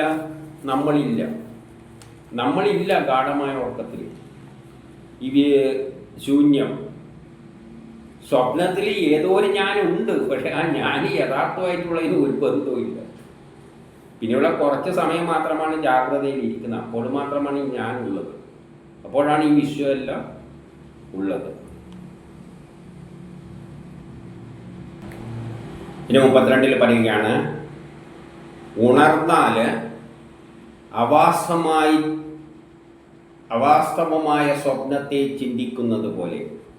നമ്മൾ ഉറക്കി ഞെട്ടുമ്പോൾ രാത്രി കുറേ സ്വപ്നം കാണും, എന്തെല്ലോ വലിയ കാര്യമാണെന്ന് ചിന്തിക്കും സ്വപ്നത്തിൽ. എൻ്റെ ഞെട്ടുമ്പോൾ വിചാരിക്കുക, അയ്യേ ഇതെല്ലാം മണ്ടത്തരം. അപ്പോഴാണ് നമുക്ക് ബോധം തെളിയുന്നത്. അതേപോലെ തന്നെ മിഥ്യാബോധങ്ങളായ ഇന്ദ്രിയ വിഷയങ്ങളെ, നമ്മൾ ഈ ഇന്ദ്രിയങ്ങൾ കാണുകയും കേൾക്കുകയും ചെയ്യുമ്പോൾ മനസ്സും എല്ലാം കൂടിയിട്ട് എന്തെല്ലോ നമ്മളെ തോന്നിപ്പിക്കുന്നുണ്ട്. അത് മിഥ്യാബോധമാണ്. അത് ഏതോ ഒരു മനസ്സുകൊണ്ടാണോ അത് ചിന്തിക്കുന്നത്. അതെങ്ങനെയാണ് ഉണ്ടാകുന്നത്? ഇന്ദ്രിയങ്ങളിലൂടെയാണ് സംഭവിക്കുന്നത്. ആ മനസ്സിനെ എന്ത് വേണം? നമ്മൾ നിയന്ത്രിക്കണം. എന്തെല്ലോ കാണുകയും ഈ പ്രപഞ്ചം എന്നെല്ലാം പറഞ്ഞാൽ ഇല്ല. യഥാർത്ഥത്തിൽ ആ ശ്രീഹരിയേ ഉള്ളൂ. നമുക്ക് പ്രപഞ്ചം പല ഗുണങ്ങളായിട്ട് തോന്നുന്നതാണ്. അങ്ങനെ തോന്നുന്നതിനെ ഇന്ദ്രിയങ്ങൾ, ആ തോന്നുന്നതിന് പിന്നിലുള്ളത് ഇന്ദ്രിയങ്ങളും മനസ്സുമാണ്. ആ ഇന്ദ്രിയങ്ങൾ കാണുന്നു, ഇതെല്ലാം വ്യത്യസ്തമായി തോന്നുന്നു, പലതും പലതായിട്ട് തോന്നുന്നു. അങ്ങനെ തോന്നുന്നത് മനസ്സ് അനലൈസ് ചെയ്തിട്ടാണ് ഉണ്ടാകുന്നത്. കണ്ണിലൂടെ കാണുന്നു പലതരത്തിൽ, മനസ്സിനെ അതിനെ പലതായിട്ട് ചിന്തിക്കുന്നു. ഈ മനസ്സിനെ നമ്മൾ നിയന്ത്രിക്കണം. എന്നിട്ട് എന്ത് വേണം? ഇതെല്ലാം വെറുതെ തോന്നലാണ്, മിഥ്യയാണ് എന്നത് മനസ്സിലാക്കണം. യഥാർത്ഥത്തിൽ ഏതുപോലെ ഒരു സ്വർണ്ണക്കടയിൽ ചെന്ന് കഴിഞ്ഞാൽ എല്ലാം സ്വർണ്ണമാണ് എന്ന ബോധത്തിൽ നമുക്കെത്തണം. അല്ലാതെ സ്വർണം പലമാരി കിടക്കുന്നുണ്ടോ, ഇത് ഭയങ്കര നല്ല, ഇത് മോശം, ഇതെല്ലാം പണ്ട് പറഞ്ഞു തന്നെയാണ്. അതുകൊണ്ട് ആ തരത്തിൽ മനസ്സിനെ സ്വർണ്ണക്കടയിൽ ചെന്നാൽ എല്ലാം സ്വർണ്ണമായി കാണുന്ന അവസ്ഥയിലേക്ക്, അതുപോലെ ഇവിടെ പലതായി തോന്നുന്നത് ഈ ഇന്ദ്രിയങ്ങളുടെ എല്ലാം പ്രവർത്തനങ്ങൾ, മനസ്സിൻ്റെ പ്രവർത്തനങ്ങളും കൊണ്ടാണ്. ഇത് മിഥ്യയാണ്. എല്ലാം ഒരൊറ്റ വസ്തുവിൽ നിന്നാണ് ഉണ്ടായിരിക്കുന്നത്. അത് ശ്രീഹരിയാണ്. അതിന് രൂപമില്ല, ഭാവമില്ല, ഗുണമില്ല, ഒന്നുമില്ല. ഇനി 33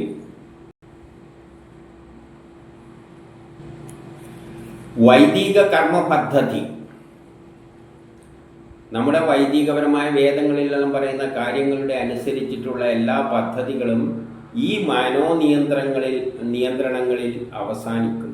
മനസ്സിനിങ്ങനെ എല്ലാം ബ്രഹ്മമാണ്, ഈശ്വരനാണ് എന്ന നിലയിലേക്ക് എത്തിക്കാൻ പറ്റുമെങ്കിൽ ബാക്കിയുള്ള അതിൻ്റെ ശേഷമുള്ള വൈദിക കർമ്മങ്ങൾക്കൊന്നും ഒരു പ്രാധാന്യമില്ല.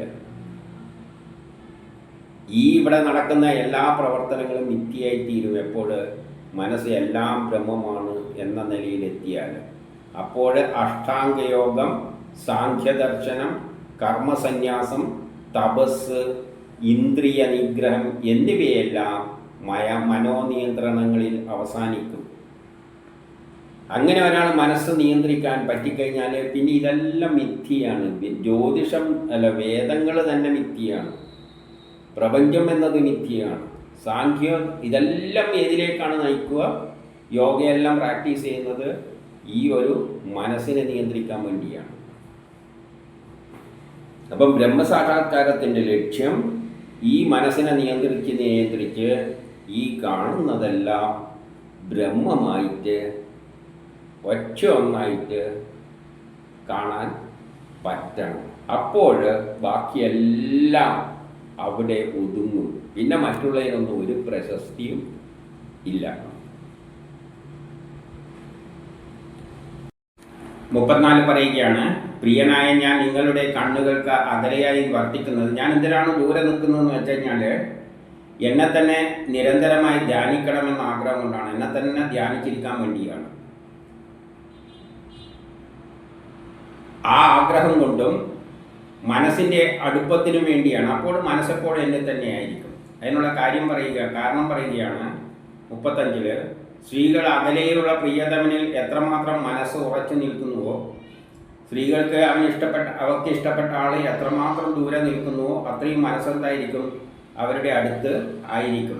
അത്രമാത്രം മനസ്സ് ഇന്ദ്രിയങ്ങൾക്ക് വിഷയമായി അടുത്തിരുന്നാൽ നിലനിൽക്കില്ല. അടുത്ത് തന്നെ ഉണ്ടെങ്കിൽ ആ മനസ്സ് അങ്ങനെ അവനിൽ ഉറച്ചു നിൽക്കില്ല. പക്ഷെ ദൂരെയാണെങ്കിൽ എപ്പോഴും മനസ്സ് അവിടെ തന്നെയായിരിക്കും. അത് സ്ത്രീകളുടെ പ്രത്യേകതയാണെന്നാണ് പറയുന്നത്. ഇനി 36. മറ്റുള്ള എല്ലാ പ്രവർത്തനങ്ങളും കൈവിട്ടുള്ള മനസ്സിനെ എന്നിൽ ഉറപ്പിച്ച് എന്നെ തന്നെ നിരന്തരം സ്മരിച്ചു കൊണ്ടിരിക്കുന്ന നിങ്ങൾ വൈകാതെ എന്നെ പ്രാപിക്കും. അതായത് എപ്പോഴും എന്നെ തന്നെ ധരിച്ചുകൊണ്ടിരുന്നു കഴിഞ്ഞാൽ വൈകാതെ ബ്രഹ്മസാക്ഷാത്കാരം കിട്ടും, എന്നെ തന്നെ പ്രാപിക്കുമെന്നാണ് പറയുന്നത്. എന്നെ തന്നെ എപ്പോഴും മനസ്സിൽ ദൂരെ നിൽക്കുമ്പോൾ എപ്പോഴും ചിന്ത എന്നെ തന്നെ പറ്റിയായിരിക്കും. അപ്പോൾ ബ്രഹ്മസാക്ഷാത്കാരം കിട്ടും. ഇത് ആരുടെ കാര്യത്തിലാണ്? ഭർത്താവിൻ്റെ കാര്യത്തിലല്ലേ? കൃഷ്ണനാകുന്ന ഭർത്താവിൻ്റെ ആ പരമാത്മാവിനെ തന്നെ എപ്പോഴും ധ്യാനിച്ചുകൊണ്ടിരുന്നാൽ ബ്രഹ്മസാക്ഷാത്കാരം കിട്ടാം. അപ്പം സാഹചര്യം അനുസരിച്ച് ചിന്തിച്ചോളണം. അല്ല ഭർത്താവ് ദൂരെ ഇരിക്കുമ്പോൾ എപ്പോഴും ചിന്തിച്ചുകൊണ്ടിരുന്നാൽ ഭർത്താവിൽ പ്രാപിക്കുകയൊന്നുമില്ല. അപ്പം സന്ദർഭം അനുസരിച്ച് ചിന്തിച്ചോളണം. യാതൊരു ഗോപികമാർ ഗോകുലത്തിൽ ഇരുന്നു കൊണ്ട് ഈ വൃന്ദാവനത്തിൽ രാത്രി നേരത്ത് വിഹരിച്ചു നിൽക്കുന്ന എൻ്റെ കൂടെ രാസക്രിയ സുഖം ലഭിക്കാതിരിക്കുന്നുവോ,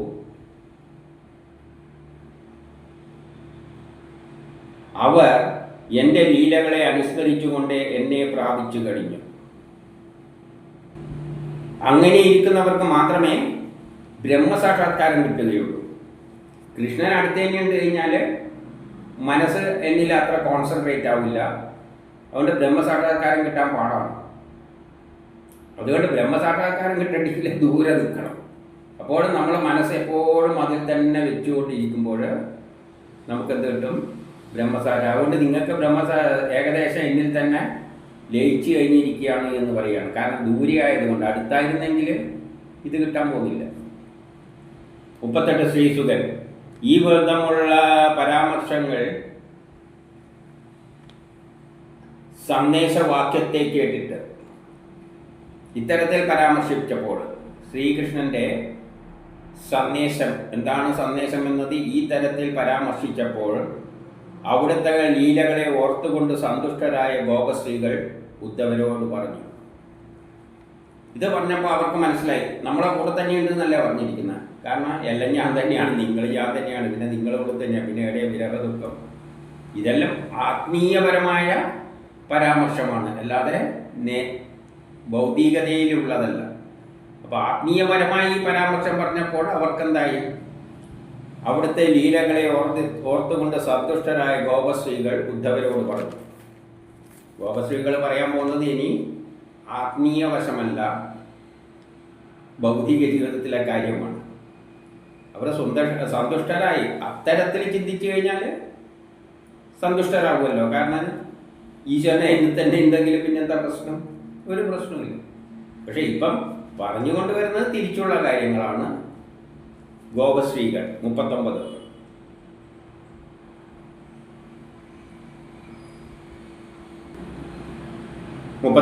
ഗോപസ്ത്രീകൾ പറയുകയാണ്, ശത്രുവും യാദവർക്ക് ദുഃഖം വിതക്കുന്നതുമായ കംസൻ വധിക്കപ്പെട്ടു എന്നത് സന്തോഷകരം തന്നെ. അവിടെ കംസനെ പോയിട്ട് കംസനെ വധിച്ചു, അതിനു വേണ്ടിയിട്ടാണല്ലോ പോയത്. അത് സന്തോഷകരം തന്നെ.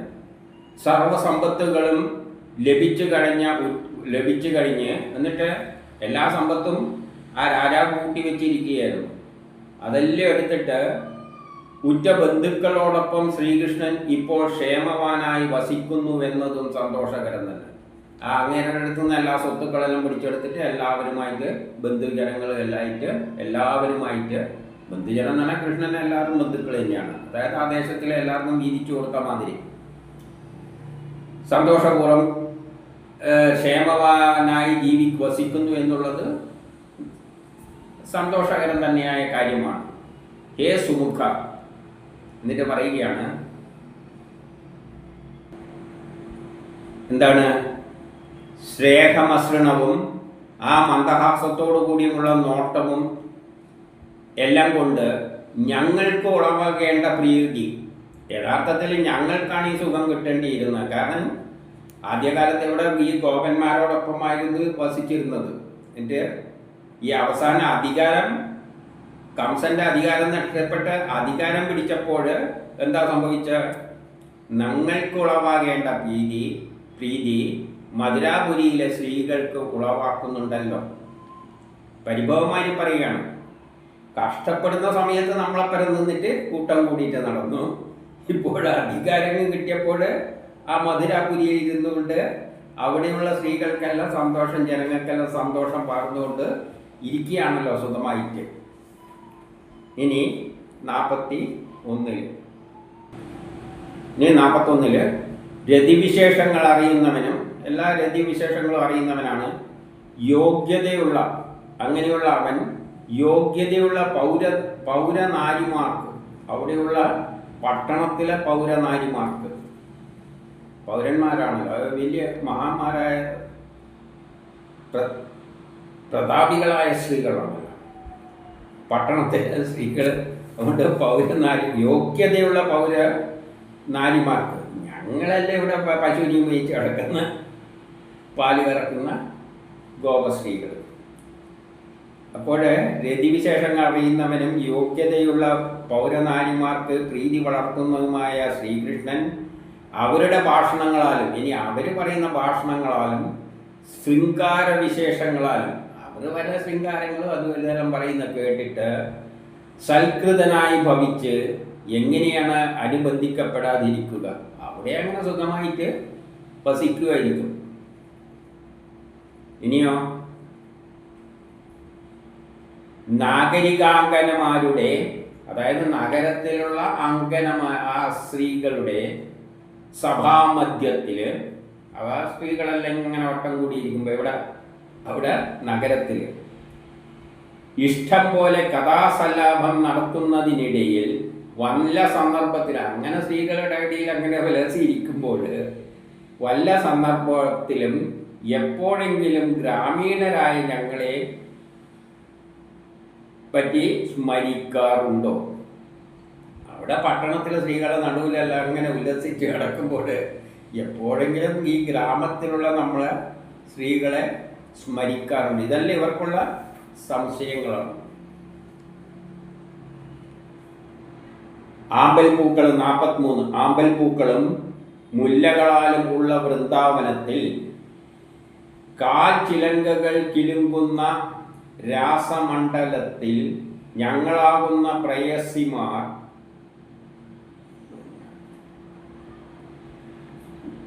വാഴ്ത്തപ്പെട്ട മനോജ്ഞ ലീലകളോട് കൂടി അന്ന് രാത്രിയിൽ രമിക്കുന്നതെല്ലാം എപ്പോഴെങ്കിലും ഓർക്കാറുണ്ടോ? അതായത് ഈ ഗ്രാമത്തിൽ ഇന്ന് എന്ന സ്ഥലത്തെല്ലാം വെച്ചിട്ട് നമ്മളുമായിട്ട് രമിച്ച കാര്യമെല്ലാം അവിടെ ഇരിക്കുമ്പോൾ എപ്പോഴെങ്കിലും ഓർക്കാറുണ്ടോ? ഇനി 44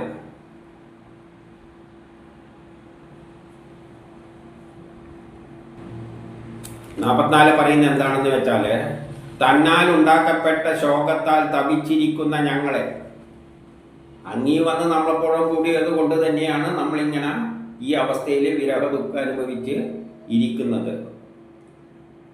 അങ്ങനെ ഇരിക്കുന്ന ഞങ്ങളെ, അങ്ങനെ തന്നാൽ ഉണ്ടാക്കപ്പെട്ട ശോകത്തിൽ, അതുകൊണ്ടുള്ള ശോകമാണ് നമുക്കുണ്ടായിരിക്കുന്നത്. അങ്ങനെ ശോകം പിടിച്ചിരിക്കുന്ന ഞങ്ങളെ ദേവഗതകൾ കാർമേഘങ്ങളാൽ, അതായത് ഇന്ദ്രൻ, ദേവേന്ദ്രൻ കാർമേഘങ്ങളാൽ കാട് നല്ല ചൂട് പിടിച്ചെടുക്കുമ്പോൾ മഴ പെയ്ച്ചിട്ട് പുഷ്ടിപ്പെടുത്തുന്നത് പോലെ ശ്രീകൃഷ്ണൻ അംഗസ്പർശങ്ങളാൽ, അദ്ദേഹത്തിൻ്റെ അംഗസ്പർശങ്ങളാൽ ജീവിപ്പിക്കുവാൻ, നമ്മളെ ഒന്ന് ജീവിപ്പിക്കുവാൻ വേണ്ടിയിട്ട്, അംഗസ്പർശങ്ങളാൽ ജീവിപ്പിക്കുവാൻ വേണ്ടി ഈ ദിക്കിലേക്ക് വരാൻ ഉദ്ദേശിക്കുന്നുണ്ടോ? എപ്പോഴെങ്കിലും ഈ ദിക്കിലേക്ക് വരാൻ ഉദ്ദേശിക്കുന്നുണ്ടോ? ഇതെല്ലാം വിരഹ ദുഃഖത്തിൻ്റെ നിലയിൽ കൃഷ്ണനാകുന്ന കഥാപാത്രത്തെ, അതായത് ഭർത്താവ് വരാൻ വേണ്ടി ആഗ്രഹിക്കുന്ന തരത്തിലുള്ള വിശേഷണമായിട്ട് കണ്ടാൽ മതി. കൃഷ്ണൻ പറഞ്ഞത് ആത്മീയ കാര്യമാണ്. ഇവിടെ ഇപ്പോൾ ഇവർ പറയുന്നത് സാധാരണ വിരഹ ദുഃഖമായിട്ടുള്ള ചോദ്യങ്ങളെല്ലായിട്ട് കണ്ടാൽ മതി. 45. ശത്രുക്കളെ വധിച്ചവനായും കീഴടക്കിയ രാജ്യങ്ങളോട് കൂടിയവനായും. അപ്പോൾ എല്ലാ ശത്രുക്കളെയും വധിച്ച് അവരുടെ രാജ്യങ്ങളെല്ലാം കീഴടക്കി. അപ്പോൾ ആ ദേശം മുഴുവൻ കൊളോണിയലിസത്തിൻ്റെ ശേഷം മധുര മാത്രമല്ല മറ്റുള്ള ദേശങ്ങളും എല്ലാം കീഴടക്കിയിരിക്കുകയാണ്. അതിന് ചുറ്റുവട്ടത്തുള്ള ദേശങ്ങൾ. ശ്രീകൃഷ്ണൻ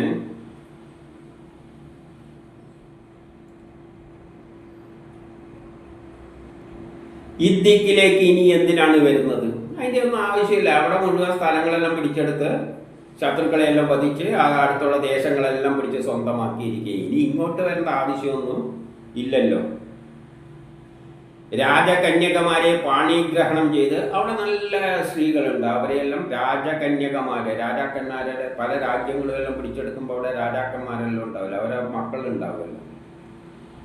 അപ്പം രാജകന്യകമാരെയെല്ലാം പാണിഗ്രഹണം ചെയ്ത് സകല ബന്ധുക്കളോടുകൂടി സന്തോഷത്തോട് ഇരിക്കുകയായിരിക്കും. അവിടെ ഇപ്പം കുറേ പെണ്ണുങ്ങളെല്ലാം കല്യാണം കഴിച്ചിട്ട് കുറേ രാജകുമാരിമാരെ കല്യാണമെല്ലാം കഴിച്ചിട്ട് സന്തോഷത്തോടു കൂടി ബന്ധുക്കളെല്ലാം ആയിട്ട് കഴിയുകയായിരിക്കാം. ഇനി 46 പറയുകയാണ്, ധീരനും സമ്പത്തുകളുടെ നാഥനും, എല്ലാ സമ്പത്തിൻ്റെ നാഥനുമാണ്, ധീരനാണ്, അഭിലാഷങ്ങളുടെ നാഥന്, എല്ലാ അഭിലാഷങ്ങളുടെയും നാഥനാണ്, വശീകൃതാത്മാവും, എല്ലാവരെയും വശീകരിക്കാനുള്ള കഴിവുള്ള ആത്മാവാണ് ആയ അവിടത്തേക്ക് കാട്ടിൽ പാർക്കുന്ന ഞങ്ങളിലോ, നമ്മൾ കാട്ടിലാണ് പഠിക്കുന്നത്, കാട്ടിലെ ആദിവാസികൾ, കാട്ടിൽ പാർക്കുന്ന ഞങ്ങളിലോ മറ്റുള്ള നാഗരിക സ്ത്രീകളിലോ വേറെ നഗരങ്ങളിലുള്ള സ്ത്രീകളിലോ വല്ല കാര്യങ്ങളും ബാക്കിയുണ്ടോ എന്ന് ചോദിക്കാൻ. ഇനി അവിടെ വല്ല കാര്യങ്ങളും നമ്മളിൽ ഇനി എന്തെങ്കിലും കാര്യം ബാക്കിയുണ്ടോ, അല്ല വേറെ ഇനി നഗരത്തിലുള്ള വല്ല ദിക്കുകളിലും വേറെ വല്ല കാര്യവും ബാക്കിയുണ്ടോ? 47 പിങ്കള എന്ന വേശ്യ പോലും ആശ വെടിഞ്ഞ് ജീവിതമാണ് സൗഖ്യമെന്ന് പറയുന്നുണ്ടല്ലോ. ഒരു വേശ്യൻ്റെ കാര്യം പറയുകയാണ്. അവൾ പോലും ഈ ഉപദേശമെല്ലാം കേട്ടിട്ട് ജീവിതമാണ് ആശ വെടിഞ്ഞ്, ആശയെല്ലാം കഴിഞ്ഞുള്ള ജീവിതമാണ് സൗഖ്യമെന്ന് പറയുന്നുണ്ടല്ലോ. ഏതോ ഒരു വേശ്യ ഇതെല്ലാം കളഞ്ഞിട്ട് ആശയെല്ലാം വെടിഞ്ഞുള്ള ജീവിതമാണ് സൗഖ്യം, അതായത് കൃഷ്ണനെ തന്നെ ഭജിച്ചിരിക്കുന്ന, മറ്റേ ഭൗതികതയെല്ലാം ഉപേക്ഷിച്ചിട്ട് അങ്ങനെ പറയുന്നുണ്ടല്ലോ. ഞങ്ങൾക്കത് അറിയാമെങ്കിൽ അതെല്ലാം നമുക്കും അറിയാം. ആത്മീയാണല്ലോ കൃഷ്ണ സന്ദേശമായിട്ട് കൊടുത്തു വിട്ടിരുന്നത്, അതെല്ലാം നമ്മൾക്കറിയാം. പക്ഷേ കൃഷ്ണനിലുള്ള മോഹം തള്ളിക്കളയുവാൻ നമ്മൾ അശക്തരാണ്. പക്ഷേ കൃഷ്ണനിലുള്ള നമുക്കുള്ള ഈ മോഹം, ഭൗതികപരമായ മോഹം നമുക്ക് തള്ളിക്കളയാൻ പറ്റുന്നില്ല. സ്ത്രീകൾക്കത് ബ്രഹ്മസാക്ഷാത്കാരം എല്ലാം വെടിഞ്ഞിട്ട് ബ്രഹ്മത്തിൽ പോയി ലയിക്കുക എന്ന പരിപാടി സ്ത്രീകൾക്ക് അത്ര എളുപ്പമല്ല. സ്ത്രീകൾക്ക് എപ്പോഴും ഇങ്ങനെ മനസ്സ് അതിൽ തന്നെയാണുള്ളത്, ഈശ്വരൻ്റെ കൂടെ തന്നെയാണുള്ളത്. പിന്നെ ആ നിമിഷത്തിലും ഈശ്വരനായിട്ട് ബ്രഹ്മസാക്ഷാത്കാരം ആ നിമിഷത്തിൽ കിട്ടുന്നുണ്ട്. അല്ലാതെ മറ്റേ സന്യാസിമാർ പോയി അത്തരത്തിൽ നമ്മളെ കൊണ്ട് പറ്റുന്നില്ല എന്ന് പറയുകയാണ്. അത് സ്ത്രീകളുടെ പ്രത്യേക ആ തരത്തിൽ അവർക്ക് അതുകൊണ്ടാണ് സ്ത്രീകളോട് എല്ലാം കുടുംബമെല്ലാം ഉപേക്ഷിച്ചിട്ട് ഉടുതുണി അടക്കം കഴിച്ചിട്ട് പോകുന്നതൊന്നും സ്ത്രീകളോട് പറയുന്നില്ല വേദം. കാരണം അവർക്കതിനത്ര ആ തരത്തിലല്ല അവരുടെ സൃഷ്ടിക്രമം, സൃഷ്ടിയുടെ രീതി. ഇനി 48 എന്നിട്ട് പറയുകയാണ്, ഉത്തമ കീർത്തിമാനായ ശ്രീകൃഷ്ണന്റെ രഹസ്യ സല്ലാപത്തെ മറന്നുകളയാൻ ആരാണ് ഉത്സാഹിക്കുക? അത് ഞങ്ങളെ കൊണ്ട് പറ്റൂല. എന്ത്?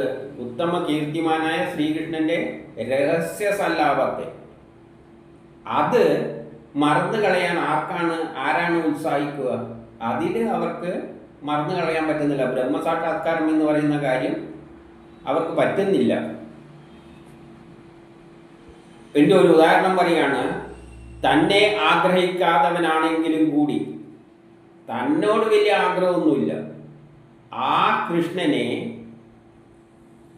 അംഗത്തിൽ നിന്നും മഹാലക്ഷ്മി ഒരിക്കലും അങ്ങേരുടെ ആ മാറിടത്തിൽ നിന്നും മഹാലക്ഷ്മി ഒരിക്കലും വിട്ടുപോകുന്നില്ല. മഹാലക്ഷ്മിക്കറിയാം കൃഷ്ണനോട് തന്നോട് വലിയ അടുപ്പമൊന്നുമില്ല എന്ന്. അത് അറിഞ്ഞിട്ട് കൂടി എന്ത് ചെയ്യാണ്? ആ മാർഗത്തിൽ തന്നെ അങ്ങനെ കിടക്കുകയാണ്. അതുപോലെ നമുക്കും ആ നിലയിൽ പോകാൻ നമുക്ക് പറ്റുന്നില്ല.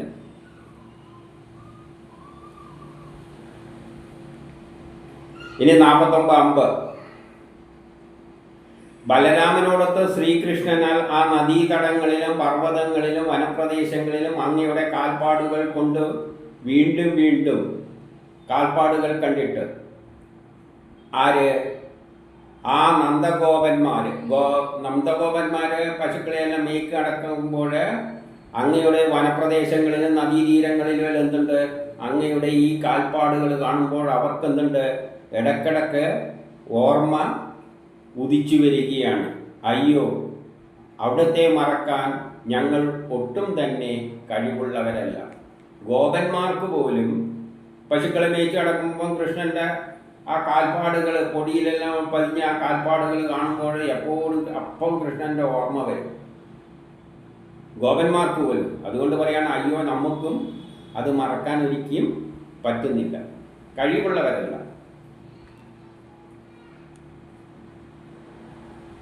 ഇതിൻ്റെ 51 ചേലത്ത നടത്തത്താലും ഉദാരമായ പുഞ്ചിരിയോടും കടാക്ഷത്തോടും തേനൂറും വാണിയാലും ആകൃഷ്ടചിത്തനായ ഞങ്ങൾ എങ്ങനെ ആ നന്ദകുമാരനെ മറക്കും?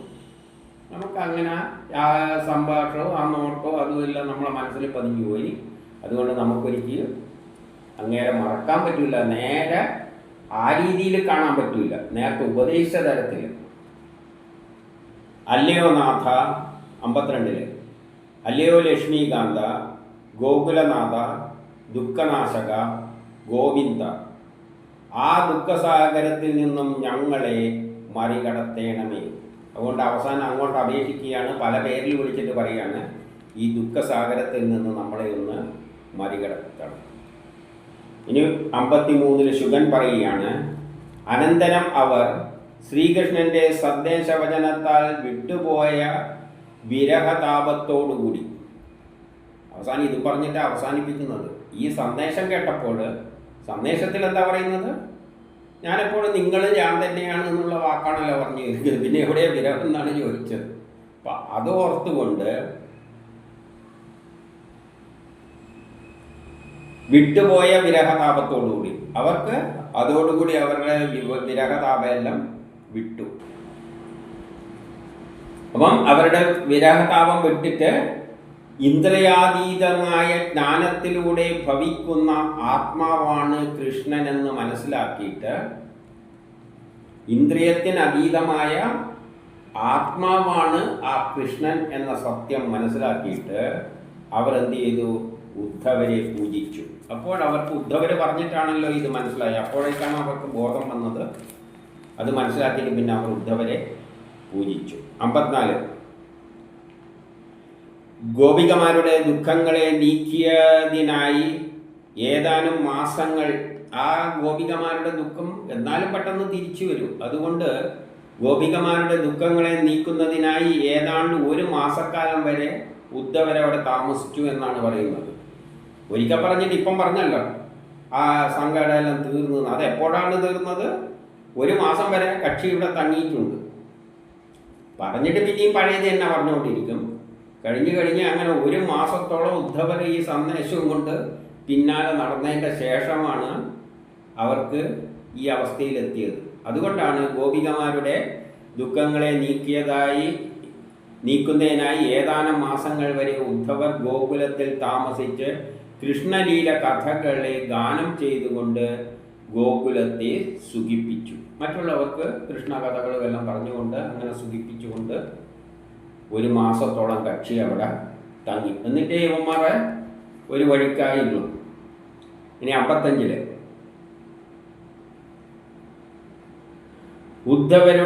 ഉദ്ധവർ അവിടെ വസിച്ച കാലത്തോളം അദ്ദേഹത്തിൻ്റെ ഭഗവത് കഥകൾ ഗോകുലവാസികൾക്ക് കാണുന്ന ദൃശ്യം നേരിൽ കണ്ട ഒരു പ്രതീതി ഉണ്ടാക്കിച്ചു എന്ന് പറയുകയാണ്. ഇദ്ദേഹം എപ്പോഴും ആ ഭഗവത് കഥകൾ പറഞ്ഞുകൊണ്ടിരിക്കുമ്പോൾ കൃഷ്ണനെ കണ്ട ഒരു അനുഭൂതി അവർക്ക് ഉണ്ടായി. ആ ഒരു വിരഹ ദുഃഖം കാരണം ആ കഥകൾ വേണ്ടപ്പെട്ടവർ ഭംഗിയായിട്ട് പറഞ്ഞു കൊടുക്കുമ്പോൾ ആ കഥയിൽ ലയിച്ചിരിക്കുമ്പോൾ കൃഷ്ണൻ അടുത്ത് തന്നെയുണ്ട് എന്നുള്ള കണ്ട തരത്തിൽ അവർക്ക് അനുഭവപ്പെട്ടു. ഇനി 56 നദികൾ, വനങ്ങൾ, പർവ്വതങ്ങൾ, തടാകങ്ങൾ എന്നിവയെയും പൂത്തു നിൽക്കുന്ന മരങ്ങളെയും കണ്ട് ഗോകുലത്തിൽ ഈ ഉദ്ധവര് കണ്ടുകൊണ്ട് നടന്നു എന്ന് പറയുകയാണ്. അവിടെയുള്ള ഈ സ്ഥലങ്ങളെല്ലാം ഈ ഒരു മാസക്കാലം നദികൾ, വനങ്ങൾ, പർവ്വതങ്ങൾ, തടാകങ്ങൾ എന്നിവയോടും പുഷ്പിച്ചു നിൽക്കുന്ന മരങ്ങളെയും കണ്ടുകൊണ്ട് ഈ ഉദ്ധവർ അവിടെ ചുറ്റിക്കറങ്ങി. പിന്നെയോ ഗോകുലവാസികളെ ശ്രീകൃഷ്ണനെ കുറിച്ചുള്ള സ്മരണ ജനിപ്പിച്ചുകൊണ്ടും അങ്ങനെ കണ്ടു നടക്കുകയും ബാക്കിയുള്ള സമയത്ത് ഗോകുലവാസികൾക്ക് കൃഷ്ണനെ കുറിച്ചുള്ള അവരുടെ സ്മരണ ഉണർത്തിക്കൊണ്ടും ഉദ്ധവർ അവിടെ ഒരു മാസത്തോളം ചിലവഴിച്ചു. ഇനി 57 ആ ഗോപികമാരുടെ ഭഗവാനിലുള്ള ആവേശത്താൽ ഉണ്ടായ മനോവ്യാകുലതയെ കണ്ട് അത്യന്തം പ്രീണനായ ഉദ്ധവർ അവരെ നമസ്കരിച്ചുകൊണ്ട് പറഞ്ഞു. അപ്പൊ അവരിലുള്ള ആ പ്രേമത്തെ, കൃഷ്ണനുമായുള്ള ആ പ്രേമത്തെ ശരിക്ക് മനസ്സിലാക്കിയ ആ ഉദ്ധവർക്ക് തന്നെ തോന്നി ഇവരെ നമസ്കരിക്കണം. ഇത്ര ഒരു മാസം ഇരുന്ന് പറഞ്ഞിട്ടും ആ കൃഷ്ണനോടുള്ള ഭക്തി അവരിൽ ഉറച്ചു നിൽക്കുന്നത് കണ്ട ഉദ്ധവർ അവരെ തന്നെ എന്ത് ചെയ്തു? നമസ്കരിച്ചുകൊണ്ട് പറഞ്ഞു. കാരണം കൃഷ്ണഭക്തന്മാര് കൃഷ്ണന് സമാനമാണെന്ന് പണ്ട് പറഞ്ഞിട്ടുണ്ടല്ലോ.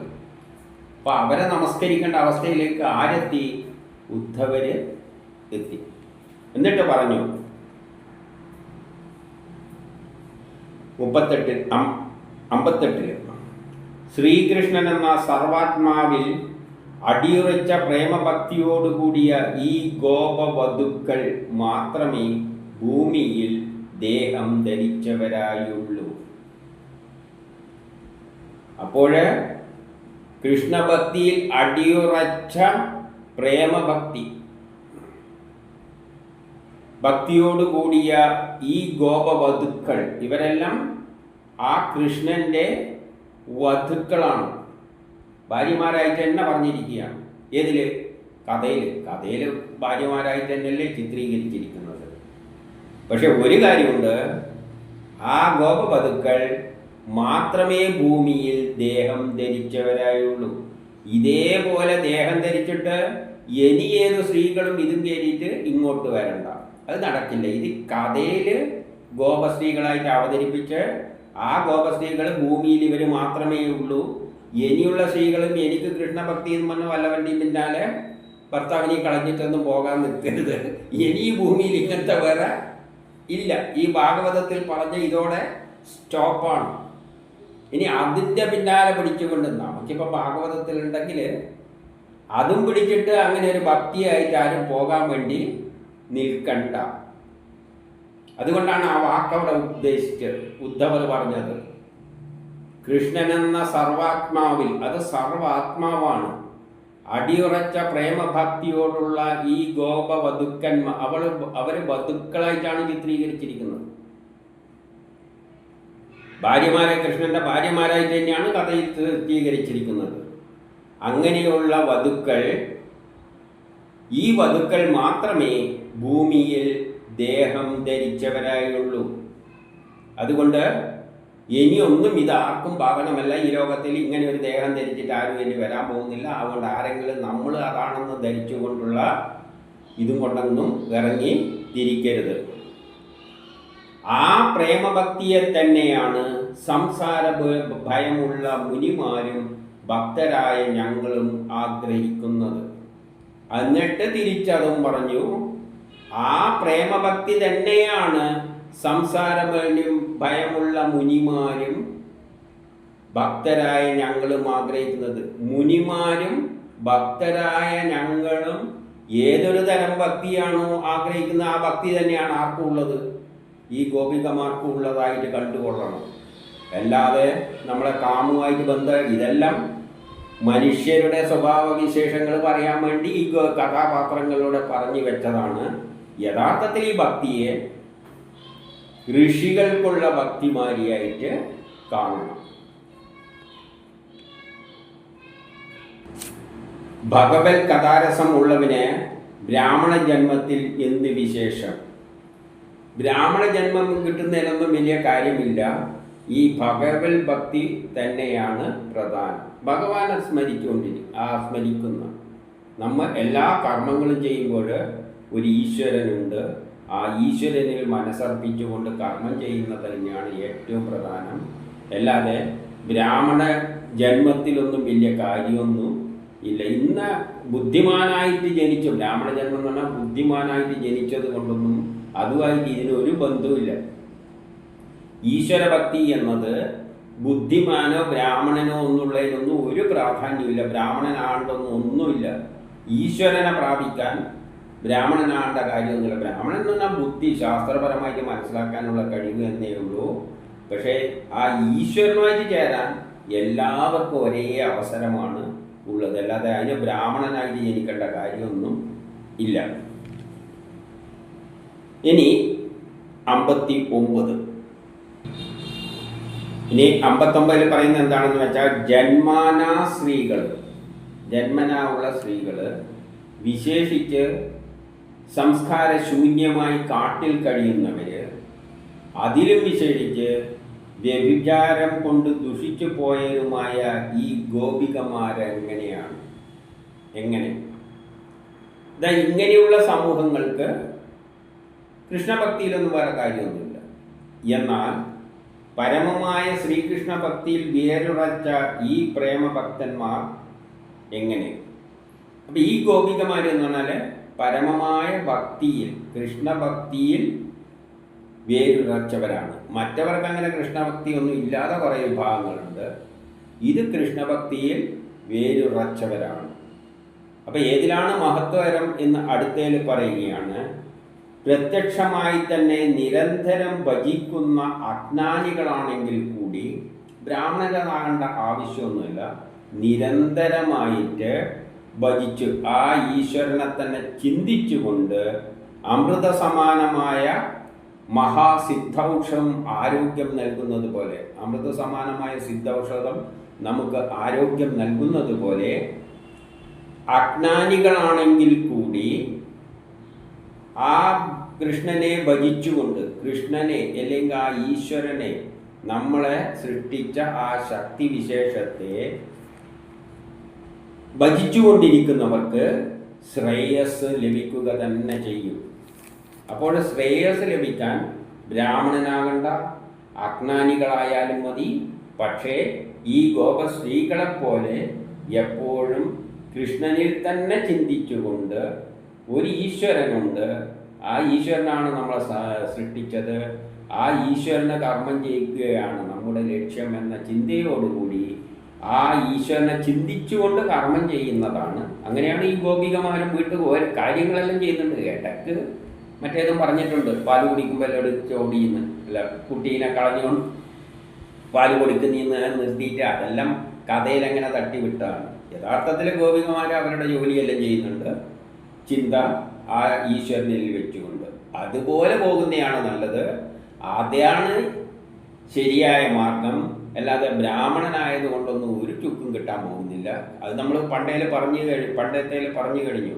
ബ്രാഹ്മണന്മാരെ കൃഷ്ണൻ ചോദിച്ചിട്ടും കൊടുത്തിട്ടില്ല, ഭാര്യമാരാണ് എല്ലാവരും എറിഞ്ഞു ഓടിയത്.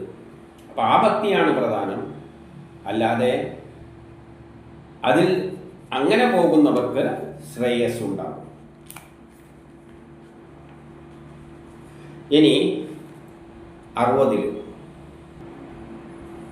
പിന്നെ വേറൊരു കാര്യം കൂടി പറയുന്നുണ്ട്. അത് നേരത്തെ പറഞ്ഞ കാര്യമാണ്. രാസക്രീഡയിൽ അപ്പം ഒന്ന് ഭക്തി എന്ന് പറയുന്നത് ബ്രാഹ്മണനൊന്നും അർത്ഥമില്ല, നേരെ ഈശ്വരനിലുള്ള ആ ഭക്തി. സ്ത്രീകൾക്ക് പൊതുവെ ഭൂരിപക്ഷത്തിനുമുള്ള ആ ഭക്തി, അതാണ് വേണ്ടത്. ആ ഭക്തിയോടുകൂടി കർമ്മങ്ങൾ ചെയ്യുക. പിന്നെ രാസക്രീഡയായിട്ട് ബന്ധപ്പെടുന്ന കാര്യത്തിൽ രാസക്രീഡയിൽ ഭഗവാന്റെ കൈത്തണ്ടയാൽ ആശ്ലേഷം കൊണ്ട് ആഗ്രഹം നേടിക്കഴിഞ്ഞ ഗോകുല നാരിമാർക്ക് ഏതൊരു അനുഗ്രഹം ഉണ്ടായോ, അതായത് രാസക്രീഡയിലൂടെ നേടുന്ന ഒരു ആ അനുഗ്രഹമുണ്ടല്ലോ, ഞാൻ പറഞ്ഞ ആ നിമിഷത്തിൻ്റെ, അത് സ്വർഗസ്ത്രീകൾക്കോ എത്ര സുഖമായിട്ട് സമ്പത്തുണ്ടായിട്ട് ജനിക്കുന്ന സ്ത്രീകൾക്കോ എപ്പോഴും തിരുമാറിൽ രമിക്കുന്ന ശ്രീ ഭഗവതിക്കോ ലഭിക്കുകയില്ല. അപ്പോൾ ദാമ്പത്യപരമായ ആ സമയത്ത് ആ നിമിഷത്തിൽ ഭഗവാനുമായിട്ട് ചേരുന്ന ആ ഒരു ആ ഒരു ഗുണം, ആ ഒരു സംതൃപ്തി, ആ ഒരു സുഖം ആർക്ക് കിട്ടില്ല? സ്വർഗത്തിലേക്ക് എത്ര സൗഭാഗ്യം ഉണ്ടായിട്ട് നിൽക്കുന്ന സ്ത്രീകൾക്കും കിട്ടാൻ പോകുന്നില്ല. പിന്നെയോ ഭഗവാന്റെ മാറിൽ വെറുതെ ചുമ്മാ കിടക്കുന്ന ആ ഭഗവതിക്കും കിട്ടാൻ പോകുന്നില്ല. അപ്പം 2 തരത്തിലുള്ള കാര്യങ്ങൾ ഇവിടെ പറഞ്ഞ് വെച്ചിട്ടുണ്ട്. ഇനി 61 യാതൊരുവൻ ത്യജിച്ചുകൂടാത്ത ബന്ധുക്കളെയും ശിഷ്ടാചാരങ്ങളെയും ത്യജിച്ചുകൂടാത്ത ബന്ധുക്കളെ, യഥാർത്ഥത്തിൽ ബ്രഹ്മസാക്ഷാത്കാരത്തിന് പോകുമ്പോൾ നമ്മൾ ബന്ധുക്കൾ, ഭാര്യയും മക്കളെയും കുടുംബത്തെയും എല്ലാം ത്യജിക്കണം. പക്ഷെ അത് ത്യജിച്ചുകൂടാതെ ഒരു പ്രവൃത്തി തന്നെയാണ്. യഥാർത്ഥത്തിൽ ഭാര്യയും മക്കളെല്ലാം കളഞ്ഞു വെട്ടി പോകുന്നത് നല്ല പ്രവൃത്തിയൊന്നുമല്ല. ആചാരങ്ങൾ, എല്ലാ ആചാരങ്ങളും, പിന്നെ ഒരു നിയമങ്ങളും അവന് ബാധകമില്ല. അത് ത്യജിച്ചുകൂടാൻ പാടില്ലാത്തതാണ്. എന്നിട്ടും അങ്ങനെ ആരെങ്കിലും ത്യജിച്ചുകൊണ്ട് പോകുന്നവരെ എങ്ങനെ വേദങ്ങളിലെ പറഞ്ഞിരിക്കുന്ന ഭക്തിമാർഗത്തെ പിന്തുടർന്നുകൊണ്ട് അങ്ങനെ പോകുന്നവർ, അങ്ങനെയുള്ള ആ ഗോപസ്ത്രീകളുടെ, അങ്ങനെ ഏതെങ്കിലും ഗോപസ്ത്രീകൾ പോകുന്നുണ്ടെങ്കിൽ അവരുടെ കാലിൻ്റെ പൊടി പതിഞ്ഞ സ്ഥലത്തെ വല്ല മരങ്ങളോ പൊന്തക്കാടുകളോ ചെടികളോ പുൽക്കൊടികളോ മറ്റോ ആയി അതിലുള്ള ഒരു ചെടിയായിട്ട് വളരണമേ, ഇനി ജനിക്കണമേ, വളരുകയല്ല ജനിക്കണമേ എന്ന് ഉദ്ധവരെ പ്രാർത്ഥിക്കുകയാണ്. അതായത് ഇനി എനിക്കുള്ള ജന്മം എവിടെയായിരിക്കണം? എല്ലാം ത്യജിച്ചിട്ട്. യഥാർത്ഥത്തിൽ ജയിച്ചൊന്നും പോകാൻ പാടില്ല, അത് ശരിയല്ല. എങ്കിലും എല്ലാ ബന്ധങ്ങളും, ഇവിടെ സ്ത്രീകളെ പറ്റിയാണ് പറയുന്നത്. ഏതെങ്കിലും സ്ത്രീകൾ ഭർത്താവിനെയും കുടുംബത്തെയും എല്ലാം ഉപേക്ഷിച്ചിട്ട് എല്ലാ ആചാരങ്ങളും വെടിഞ്ഞുകൊണ്ട് ബ്രഹ്മമേ ശരണമെന്ന് വെച്ചിട്ട് പോകുന്നുണ്ടെങ്കിൽ അവരുടെ കാലിലെ പൊടി പതിഞ്ഞു കിടക്കുന്ന കാട്ടിലെയോ മറ്റോ ഉള്ള ചെടികളിൽ ഒന്നായി എനിക്ക് ജനിക്കാൻ അവസരം ലഭിക്കണമേ എന്ന് പറയുകയാണ് ആര്? ഉദ്ധവൻ. ഇനി 62 മഹാലക്ഷ്മിയാൽ മഹാലക്ഷ്മിയെ ആരാധിക്കുന്ന ആര്? കൃഷ്ണൻ. പൂർണ്ണ കാമന്മാരായ ബ്രഹ്മാദിദേവന്മാരെല്ലാം ഭൗതിക ലോകങ്ങളിൽ ജീവിക്കുന്നവരാണ്. ആത്മീയമായിട്ട് ഒരു ബന്ധവുമില്ല. അവരവരുടെ കാര്യം ചെയ്ത് ജീവിക്കുന്നവരും സിദ്ധന്മാരും.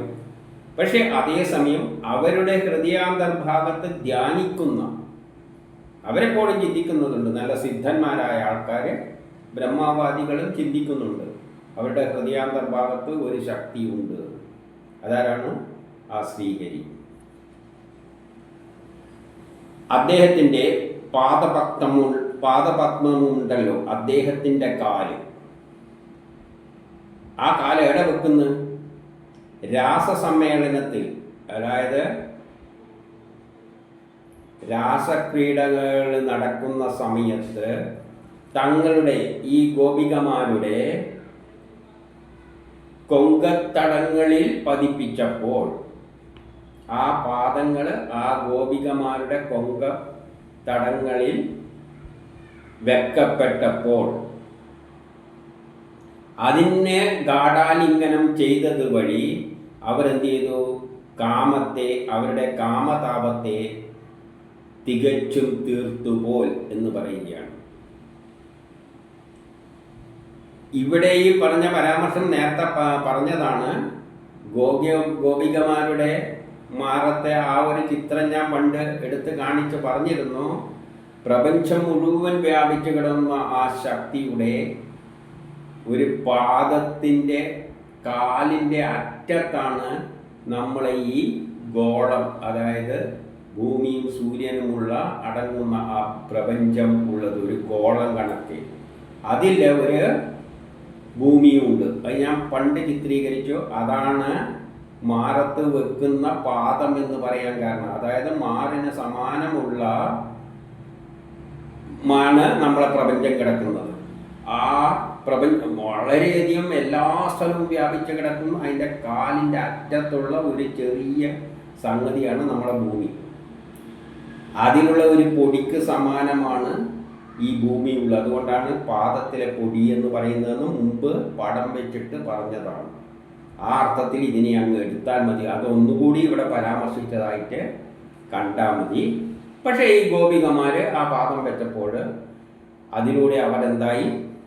അവർക്ക് അവരുടെ കാമതാപല ഇല്ലാതായി. അതിനെ ആശ്ലേഷിച്ചപ്പോൾ കാമതാപല ഇല്ലാതായി എന്ന് കവിഭാവനയിൽ മറിച്ചും തിരിച്ചു അല്ലെങ്കിൽ പറയുന്നതായിട്ട് കണ്ടാൽ മതി. ഇനി 63 കൃഷ്ണ കഥയോടൊപ്പം ഉച്ചത്തിൽ പാടിപ്പുകഴ്ത്തപ്പെട്ട കൃഷ്ണൻ്റെ ചരിതത്തെ ഇങ്ങനെ കൃഷ്ണ കഥകളെല്ലാം പുകഴ്ത്തുന്നത് കൊണ്ട് എന്ത് സംഭവിച്ച്? 3 ലോകത്തെയും പരിപാവനമാക്കുന്നു. അവർ ഈ കൃഷ്ണൻ്റെ കഥകളെല്ലാം പാടിപ്പുകഴ്ത്തുമ്പോൾ 3 ലോകങ്ങളും പരിപാവനമാവുകയാണ് എന്ന് പറയുകയാണ്. അങ്ങനെയുള്ള ആ ഗോകുലത്തിലെ സ്ത്രീകളുടെ കാലിൽ പറ്റിയ മണൽ പൊടിയെ വീണ്ടും വീണ്ടും ഞാനിതാ വണങ്ങുന്നു. അങ്ങനെയുള്ള ആ ഗോപസ്ത്രീകളുടെ കാലിൽ പറ്റിയ മണൽ പൊടിയെ ഞാനിതാ വീണ്ടും വീണ്ടും വണങ്ങുന്നു എന്ന് ഉദ്ധവർ പറയുമ്പോൾ ഈ ഗോപസ്ത്രീകൾ ഏത് ആയി തീർന്നതിന് സമാനമാണ്? ആ പരമാത്മാവായി തീർന്നതിന് സമാനമാണ്. ആ പരമാത്മാവ് പ്രപഞ്ചം മുഴുവൻ വ്യാപിക്കുകയാണെങ്കിൽ ഈ ഗോപസ്ത്രീകളും പ്രപഞ്ചം മുഴുവൻ വ്യാപിച്ചു. പരമാത്മാവിൻ്റെ കാലിൻ്റെ അറ്റത്തുള്ള ഒരു ചെറിയ പൊടിയാണ് നമ്മളെ ഭൂമി പ്രപഞ്ചം എങ്കിൽ ഈ ഗോപസ്ത്രീകളുടെ കാലിൻ്റെ പൊടിയാണ് ഈ പ്രപഞ്ചം. എന്നാൽ 2 ബ്രഹ്മത്തിന് സമാനമായി മാറി. അതുകൊണ്ട് ആ പാദപത്മത്തെ, ആ പൊടിയെ അല്ലെങ്കിൽ ആ പൊടിയെ ആര് വണങ്ങുന്നു എന്ന് പറയുന്നു? ഉദ്ധവര് വണങ്ങുന്നു എന്ന് പറയുന്നു. എന്നിട്ട് ശ്രീശുകൻ പറയുകയാണ്, പിന്നീട് ഉദ്ധവർ ഗോപന്മാരോടും യശോധ, നന്ദർ എന്നിവരോടും വിട പറഞ്ഞുകൊണ്ട് എന്ത് ചെയ്തു? ഗോപികമാരോടെല്ലാം വിട പറഞ്ഞ് യാത്ര പറഞ്ഞതിൻ്റെ ശേഷം തിരിച്ചു പോകാനായിട്ട് തേരിൽ കയറി. 65 പലവിധ കാഴ്ചദ്രവ്യങ്ങൾ കയ്യിലെടുത്തുകൊണ്ട് നന്ദഗോപാദികൾ എല്ലാവരും വീണ്ടും ഉദ്ധവരെ സമീപിച്ചു. ഉദ്ധവര് തേരിൽ കയറുമ്പോഴേക്ക് ബാക്കിയുള്ള നന്ദഗോപന്മാരും എല്ലാവരും ഗോപികമാരും എല്ലാം കൂടിയിട്ട് കാഴ്ചദ്രവ്യങ്ങളും എല്ലാം ആയിട്ട് വന്നു. ആർക്ക് കൊടുക്കാൻ? കൃഷ്ണന് കൊടുക്കാൻ.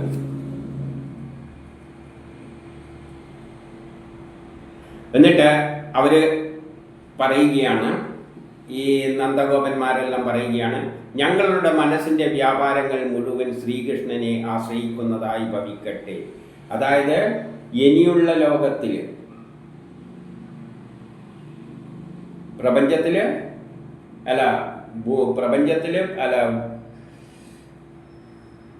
ഈ ലോകം രണ്ടായി തിരിഞ്ഞു എന്ന് പറഞ്ഞു. ഒന്നാണ് കൃഷ്ണന്റെ നേതൃത്വത്തിലുണ്ടായിരിക്കുന്ന ആ മധുരയെ കേന്ദ്രമാക്കിക്കൊണ്ടിരിക്കുന്ന ആ ഭരണ സംവിധാനം. അതിൽ പെടുന്നത് തന്നെയാണ് ഈ ഗോപന്മാരുടെ നന്ദഗോപരുടെ നാടും. അപ്പോൾ ആ നന്ദഗോപർ ഒരു പ്രതിജ്ഞ എടുക്കുകയാണ് അവരെല്ലാം കൂടിയിട്ട്. എന്താണത്? ഞങ്ങളുടെ മനസ്സിൻ്റെ വ്യാപാരങ്ങൾ മുഴുവൻ ശ്രീകൃഷ്ണനെ ആശ്രയിക്കുന്നതായി ഭവിക്കട്ടെ. ഞങ്ങളിനി ആ രാഷ്ട്രത്തിന് വേണ്ടി, കൃഷ്ണന് വേണ്ടി, ആ ലോകത്തിന് വേണ്ടിയാണ് നമ്മളിനി കർമ്മം അനുഷ്ഠിക്കുക. നമ്മളെ മനസ്സ് മുഴുവൻ അതിൽ അർപ്പിക്കുകയാണ്. നിന്തിരുവടിയെ ഉച്ചരിക്കുന്നതായി തീരട്ടെ. എപ്പോഴും നമ്മൾ നിന്തിരുവടിയെ തന്നെ ചിന്തിച്ചുകൊണ്ട് പ്രവർത്തിക്കുന്നതായി തീരട്ടെ. ശരീരം അദ്ദേഹത്തിൻ്റെ എല്ലാ കർമ്മങ്ങൾക്കും അനുസൃതമായി ഭവിക്കട്ടെ. അതായത് ഇനി ഇവർ കർമ്മം ചെയ്യുന്നതെല്ലാം മനസ്സ് ആ കൃഷ്ണനിൽ അർപ്പിച്ചുകൊണ്ട് ഇനി അവരെല്ലാ കർമ്മങ്ങളും ചെയ്യുന്നത് ആ കൃഷ്ണന് വേണ്ടി, അല്ലെങ്കിൽ ആ ലോകത്തിന് വേണ്ടി. അങ്ങനെയുള്ളൊരു ലോകമാണ് വസുദേവ കുടുംബം. എല്ലാവരും ഒരൊറ്റ മനസ്സോടുകൂടി ആ കൃഷ്ണന് വേണ്ടി, അല്ലെങ്കിൽ ആ ലോകത്തിന് വേണ്ടി ഒരു കുടുംബത്തിലെ അംഗത്തെ പോലെ വർക്ക് ചെയ്യുക എന്ന ഒരു പ്രതിജ്ഞ ഇവരവിടെ എടുക്കുകയാണ്. എന്നിട്ട് 67 പറയാണ്, പാപപുണ്യാത്മകമായ പ്രാരബ്ധ കർമ്മങ്ങൾ. നമ്മുടെ ജീവിതം എന്ന് പറഞ്ഞാൽ പാപവും പുണ്യം ചേർന്ന പ്രാരബ്ധ കർമ്മങ്ങളാണ്. ഈശ്വരനാലാണ് നയിക്കപ്പെടുന്നത്. ഇതെല്ലാം തീരുമാനിക്കുന്ന ആരാണ്? ആ ഈശ്വരനാണ്. ഈശ്വരനാലാണ് നയിക്കപ്പെട്ടു പോകുമ്പോൾ ഞങ്ങൾക്ക് ശുഭകർമ്മങ്ങളുടെ ആചരണങ്ങളാലും ത്യാഗങ്ങളാലും ശ്രീകൃഷ്ണനിൽ പ്രേമമായ ഭക്തി ഉണ്ടാകട്ടെ. അപ്പോൾ നമ്മളെ നയിച്ചു കൊണ്ടുപോകുന്നത് ആ കാലമാണ്. കാലം തന്നെയാണ് ഇങ്ങനെ ഒരു ലോകം ഇവിടെ സൃഷ്ടിച്ചിരിക്കുന്നത്. ലോകം രണ്ടായി മാറിയിട്ടുണ്ട്. ഒരു ഭാഗത്ത് അതാണ് കൃഷ്ണന്റെ നേതൃത്വത്തിലുള്ള ഒരു ലോകം രണ്ടായി തിരിഞ്ഞു. അതിൽ മധുര കേന്ദ്രമാക്കിയിട്ട് ഒരു യാദവകുലമ അവരുടേതായ ഒരു ലോകം കൃഷ്ണൻ ഉണ്ടാക്കുന്നു. അവിടെ പാപപുണ്യാത്മകമായ പ്രാരബ്ധ കർമ്മങ്ങളെല്ലാം തന്നെ ഈശ്വരനാൽ തള്ളപ്പെട്ടു പോകുമ്പോൾ ഈശ്വരനാണ് നയിച്ചു കൊണ്ടുപോകുന്നത് ഈ ലോകത്തെ. ഞങ്ങൾക്ക് ശുഭകർമ്മങ്ങൾ അനുഷ്ഠിക്കുവാനുള്ള അവസരങ്ങൾ ഉണ്ടാകട്ടെ എന്ന് പറയാണ്. ഏതിൽ? കൃഷ്ണനിൽ ഭക്തി അർപ്പിച്ചുകൊണ്ട്, കൃഷ്ണനിൽ തന്നെ ഭക്തി അർപ്പിച്ചുകൊണ്ട്, രാഷ്ട്രത്തെപ്പറ്റി ചിന്തിച്ചുകൊണ്ട്, ഈ ലോകത്തെ വ്യവസ്ഥിതിയെ ചിന്തിച്ചുകൊണ്ട് നമുക്ക് ജീവിക്കുവാൻ, എങ്ങനത്തെ ശുഭകർമ്മങ്ങൾ അനുഷ്ഠിക്കുവാൻ, നല്ല കർമ്മങ്ങൾ അനുഷ്ഠിച്ചുകൊണ്ട് നമുക്ക് മുന്നോട്ട് പോകുവാൻ അവസരമുണ്ടാകട്ടെ, കൃഷ്ണനിൽ ഭക്തി അർപ്പിച്ചുകൊണ്ട്. 68 ഇപ്രകാരം കൃഷ്ണഭക്തിയോടെ ഗോപന്മാരാൽ സംയോജനായ ഉദ്ധവർ മധുരയിലേക്ക് തിരിച്ചു. അങ്ങനെ ഭക്തിയോടെ ഗോപന്മാരാൽ സംപൂജ്യരായ ഉദ്ധവർ മധുരയിലേക്ക് തിരിച്ചു. പിന്നെ 49 മധുരയിലെത്തിയ ശേഷം കൃഷ്ണനെ നമസ്കാരം ചെയ്ത്, ഉദ്ധവര് അവിടെ എത്തിയപ്പോൾ കൃഷ്ണന് നമസ്കാരം ചെയ്ത് ഗോകുലവാസികളുടെ ഭക്തി മഹാത്മ്യത്തെ വിസ്തരിച്ച് പറഞ്ഞു കൊടുത്തു. ഇവിടെ ഉള്ള അവരുടെ എല്ലാം ഭക്തി മഹാത്മ്യത്തെ എല്ലാം വിസ്തരിച്ച് പറഞ്ഞു കൊടുത്തു. എന്നിട്ട് അവർ കൊടുത്ത കാഴ്ചദ്രവ്യങ്ങളെല്ലാം അദ്ദേഹത്തിന് അർപ്പിച്ചു, അല്ലെങ്കിൽ ഏൽപ്പിച്ചു. അതോടുകൂടി ആ അധ്യായം തീരുകയാണ്. ഇതൊരു വലിയ അധ്യായമായിപ്പോയി.